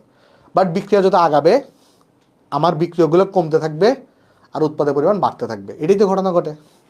তো সাম্যাবস্থায় গিয়ে কি হয় চিন্তা করে দেখো। সাম্যাবস্থায় দেখো, এখানে সাম্যাবস্থাতে গিয়ে কি হবে? সাম্যাবস্থায় গিয়ে যে ঘটনাটা ঘটবে, আমার এই যে বিক্রিয়কগুলো কমতে থাকবে। দেখা যাবে ধরো 100% থেকে কমে যখন এটা 20%-এ কনভার্ট হবে, আর এটাও যখন 20%-এ আসবে তখন দেখা যাবে এটা 80%-এ গেছে, বা এটা তোমার এখানে ধরো 60% রয়েছে, 60%। এই অবস্থাতে আমার এই বিক্রিয়াটা সাম্য অবস্থায় আছে। কি হিসেবে আমি তোমাকে বুঝাই বলি, একদম স্টার্টিংয়ে এরা বিক্রিয়কগুলো 100% থাকে, স্টার্টিংয়ে কোনো উৎপাদন থাকে, উৎপাদন থাকে না। বাট যখন বিক্রিয়াটা সময়ের সাথে সাথে আগাবে, বিক্রিয়কের পরিমাণ কমবে। এটা আমরা আগামী ক্লাসেও দেখবো, বিক্রিয়কের পরিমাণ কমবে আর উৎপাদের ঘনমাত্রা বা উৎপাদের পরিমাণ বাড়বে। তাহলে বিক্রিয়কগুলো জন্য 100 থেকে 20 হয়েছে কমে, আর উৎপাদনটা বেড়ে 0 থেকে ধরা যাক 60 হয়েছে, এবং এরকম 20-20-60-এ পৌঁছানোর পরে ধরা যাক আমি বললাম সাম্য অবস্থায় আছে। তার মানে যখন বিক্রিয়াটা এই দিক থেকে আগাবে, তাহলে হাইড্রোজেন আর আয়োডিন যখন যুক্ত হয়ে এইটাই উৎপন্ন হবে, তখন এটা 20, এটা 20, এটা 60 হলে সাম্য অবস্থায় উপনীত হচ্ছে। এখন সাম্যাবস্থার একটা মানে উভমুখী বিক্রিয়ার একটা কন্ডিশন কি, তুমি যদি উল্টো দিক থেকে বিক্রিয়া শুরু করতা, অর্থাৎ ধরো আমি যদি বিক্রিয়াটাকে এভাবে লিখতাম, ধরো আমি যদি বিক্রিয়াটাকে উল্টো দিক থেকে স্টার্ট করতাম, ধরা যাক, তাহলে আমি যদি বিক্রিয়াকে উল্টো দিক থেকে স্টার্ট করতাম, তার মানে আমি যদি বিক্রিয়ক হিসেবে এইচআইকে নিতাম, যদি আমি এইচআইকে নিতাম, তখন কি তো দেখো আসো, ধরো বিক্রিয়ক হিসেবে আমি এইচআইকে নিছি, তখন এখানে কি পাইতাম, তখন এখানে পাইতাম H2 গ্যাস, আর এখানে পাইতাম হচ্ছে আমরা I2 গ্যাস। আর শুরুতে কিন্তু তখন দেখো শুরুতে যেহেতু এইচআইকে আমি বিক্রিয়ক হিসেবে নিছি এই ক্ষেত্রে, তাহলে স্টার্টিংয়ে এইচআই থাকতো 100%, এইচআই থাকতো তোমার এখানে 100%, আর যেগুলোকে উৎপাদ হিসেবে নিছি তাহলে এগুলো থাকতো 0%, এগুলো থাকতো 0%, যেহেতু এগুলোকে উৎপাদ হিসেবে নিছি। বাট সাম্য অবস্থায় গিয়ে কী হবে, সাম্য অবস্থায় গিয়ে ওই বিক্রিয়কটা কমবে। সাম্য অবস্থায় গিয়ে কী হবে দেখো, সাম্য অবস্থায় গিয়ে বিক্রিয়ক কমবে। তো কখন সাম্য অবস্থা অর্জিত হবে, যখন এটা কমে 60%-এ যাবে, আর এটা যখন বেড়ে 20%-এ যাবে, 20%-এ যাবে। এটাই হচ্ছে রুলস, এটাই হচ্ছে কি, এটাই হচ্ছে তোমার এখানে রুলস। তাহলে দেখো রুলস কি বলে আমি তোমার বলতেছি। দেখো রুলস বলে হইতেছে, তুমি একটা বিক্রিয়াকে যে দিক থেকে শুরু করো, ধরো এমন হতে পারে এই দুইটাকে থেকে এখানে উৎপন্ন করতেছো, তখনও যেই কন্ডিশনে সাম্যাবস্থা অর্জিত হবে। যদি উল্টা দিক থেকেও বিক্রিয়া করাও, সেই সময় একই কন্ডিশনে সাম্যাবস্থা অর্জিত হবে।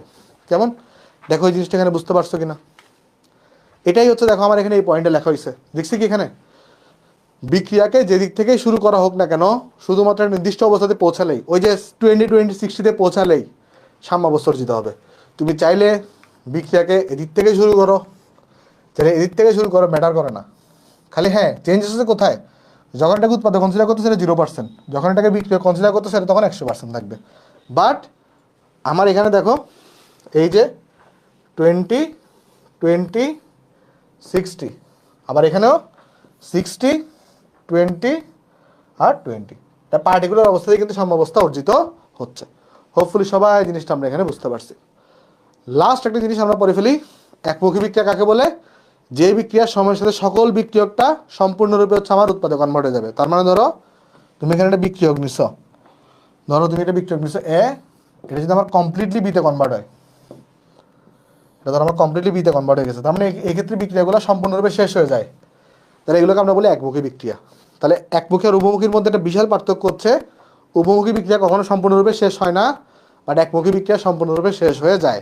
তার মানে একমুখী বিক্রিয়া কোনো না কোনো সময় সম্পূর্ণতা লাভ করে, আর এক সম্পূর্ণ বিক্রিয়কসমূহ সম্পূর্ণরূপে উৎপাদে পরিণত হয়, আর বিক্রিয়াসমূহকে সমীকরণ আকারে লেখার সময় একমুখী তীরচিহ্ন দিয়ে প্রকাশ করা হয়। কেমন, আশা করি সবাই বুঝতে পারছি। তো এরপরে এগুলো আমরা নেক্সট ক্লাসে পড়বো, যে কীভাবে একমুখী বিক্রিয়াকে মানে উভমুখী বিক্রিয়াকে একমুখী করতে হয়। তো আজকের লেকচার আমাদের এতটুকুই থাকবে। আজকের লেকচারটা তোমরা ভাবে বুঝতে পারছো কিনা আমাকে একটু জানাও কমেন্টে, লেকচার কেমন লাগছে একটু কমেন্টে জানাও, কেমন কতটুকু পড়াতে পারছি। তাহলে 1 মিনিট একটু কমেন্টে জানাও তো তাহলে আজকের লেকচারটা কেমন লাগছে, বা এবার ঠিক আছে কিনা পড়ানোটা, যেহেতু আমি একদম স্মার্ট বোর্ডে নতুন। তোমরা সবগুলো পড়া বুঝছো কিনা।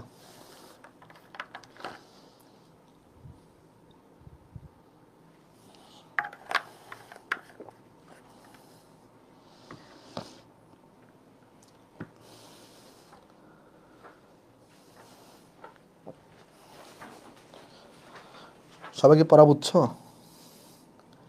হ্যাঁ, তাহলে আজকে এতটুকুই থাক। তাহলে সবাই ভালো থাকবেন। নেক্সট ক্লাসে তাহলে দেখা হবে শুক্রবার সকাল 10টায় আর কি, ঠিক আছে? টাটা, যাই তাহলে, লাইভ ক্লাস অফ করে দিই। হ্যাঁ, সবাই ভালো থাকবেন, আসসালামু আলাইকুম।